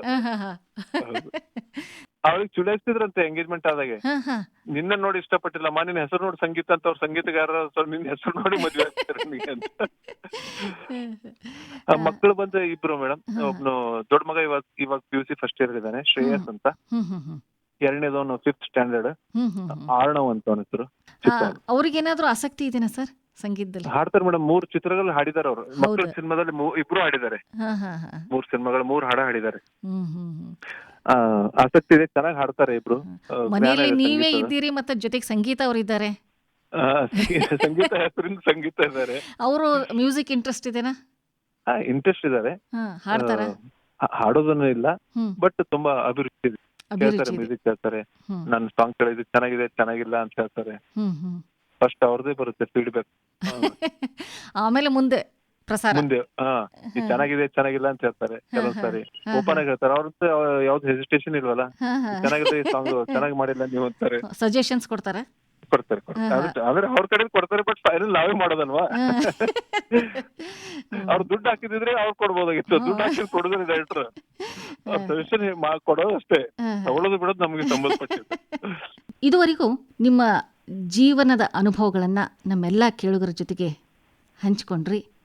ಇನ್ನೂ ಹೆಚ್ಚು ಹೆಚ್ಚು ಚಿತ್ರಗಳಿಗೆ ನೀವು ಸಂಗೀತ ನಿರ್ದೇಶನ ಮಾಡಿ ಹೆಚ್ಚು ಹೆಚ್ಚು ಪ್ರಶಸ್ತಿ ಪುರಸ್ಕಾರಗಳು ನಿಮಗೆ ದೊರಕಿ ನಮ್ಮ ಕಲ್ಯಾಣ ಕರ್ನಾಟಕ ಕೀರ್ತಿಯನ್ನು ಅತಿ ಎತ್ತರಕ್ಕೆ ಬೆಳೆಸಿ ಅಂತ ನಮ್ಮ ಎಲ್ಲ ಕೇಳುಗರ ಪರವಾಗಿ ಹಾರೈಸ್ತೀವಿ ಸರ್. ನಮಸ್ಕಾರ, ಧನ್ಯವಾದಗಳು. ನನ್ನ ಪರಿಚಯ ನಮ್ಮ ಕಲ್ಯಾಣ ಕರ್ನಾಟಕ ಜನತೆಗಳಿಗೆ ಮಾಡ್ಕೊಡ್ತಾ ಇದ್ದಾರೆ ಮೇಡಮ್. ಆಕಾಶವಾಣಿಗೆ ತುಂಬಾ, ಗುಲ್ಬರ್ಗ ಆಕಾಶವಾಣಿಗೆ ಹೃತ್ಪೂರ್ವಕ ಧನ್ಯವಾದಗಳು ಅರ್ಪಿಸ್ತೀನಿ. ಯಾಕಂದ್ರೆ ನಮ್ಗೆ ನೀವು ಪ್ರೀತಿಯಿಂದ ಕರೀತೀರಾ, ಅದನ್ನ ಅಭಿಮಾನದಿಂದ, ಅದು ನಮಗೆ ತುಂಬಾ ಖುಷಿ ಕೊಡುತ್ತೆ ಮೇಡಮ್. ನಿಮ್ಮ ಹತ್ರ ಯಾವಾಗ್ಲೂ ನಾನು ಕಲೆಗೆ ನೀವು ಬೆಲೆ ಕೊಡ್ತಾ, ಅಷ್ಟೊಂದು ಬೆಲೆ ಕೊಡ್ತಾ ಇದಾರೆ ಅನ್ನೋದು ನಮ್ಗೆ ತುಂಬಾ ಖುಷಿ. ಆಕಾಶವಾಣಿ ಇರೋದೇ ಹಾಗೆ, ಅಲ್ಲಿ ಇರೋರು ಎಲ್ಲರೂ ಕಲೆಗೆ ಬೆಲೆ ಕೊಡೋರೆ. ಬಟ್ ನಮ್ಮಂತವ್ರಿಗೆ ಬೀದರ್ ಬಿಟ್ಟು ಬೆಂಗಳೂರಲ್ಲಿ ಇರೋರಿಗೆ ನೆನ್ಪು ಮಾಡ್ಕೊಂಡು ಕರೆದು ಒಂದು ಇಂಟರ್ವ್ಯೂ ಮಾಡ್ತಾರ, ನಮ್ ಬಗ್ಗೆ ಜನಗಳಿಗೆ ಪರಿಚಯ ಆಗೋ ತರ ಒಂದು ಕಾರ್ಯ ಮಾಡ್ತಿರಲ್ಲ ಮೇಡಮ್, ಅದು ನಮ್ಗೆ ನಿಜವಾಗ್ಲೂ ತುಂಬಾ ಖುಷಿ ಆಗುತ್ತೆ ಮೇಡಮ್. ದೂರದವ್ರು ಗುರುತಿಸೋಕ್ಕಿಂತ ನಮ್ಮವ್ರಿಗೆ ಗುರುತಿಸಿದಾಗ ಜಾಸ್ತಿ ಖುಷಿ ಕೊಡೋದು ಮೇಡಮ್ ನಮ್ಗೆ. ಹಾಗಾಗಿ ನಿಮ್ಗೆ ತುಂಬಾ, ನಮ್ಮ ಕೇಳುಗರಿಗೂ ಕೂಡ, ಮತ್ತೆ ನಮ್ಮ ಆಕಾಶವಾಣಿನೇ ಅಂತ ಹೇಳ್ತೇನೆ. ಗುಲ್ಬರ್ಗ ನನ್ನ ಮನೆ ಆಕಾಶವಾಣಿ. ಹಾಗಾಗಿ ತುಂಬಾ ಧನ್ಯವಾದಗಳು ಮೇಡಮ್, ತುಂಬಾ ತುಂಬಾ ಧನ್ಯವಾದ. ನಮಸ್ಕಾರ ಸರ್. ನಮಸ್ತೆ ಮೇಡಮ್, ನಮಸ್ತೆ.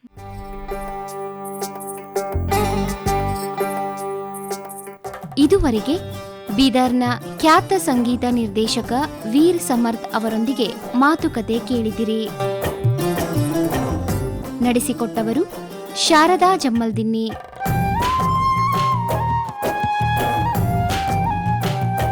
ನಿರ್ಮಾಣ ಅನಿಲ್ ಕುಮಾರ್ ಎಚ್ಎನ್.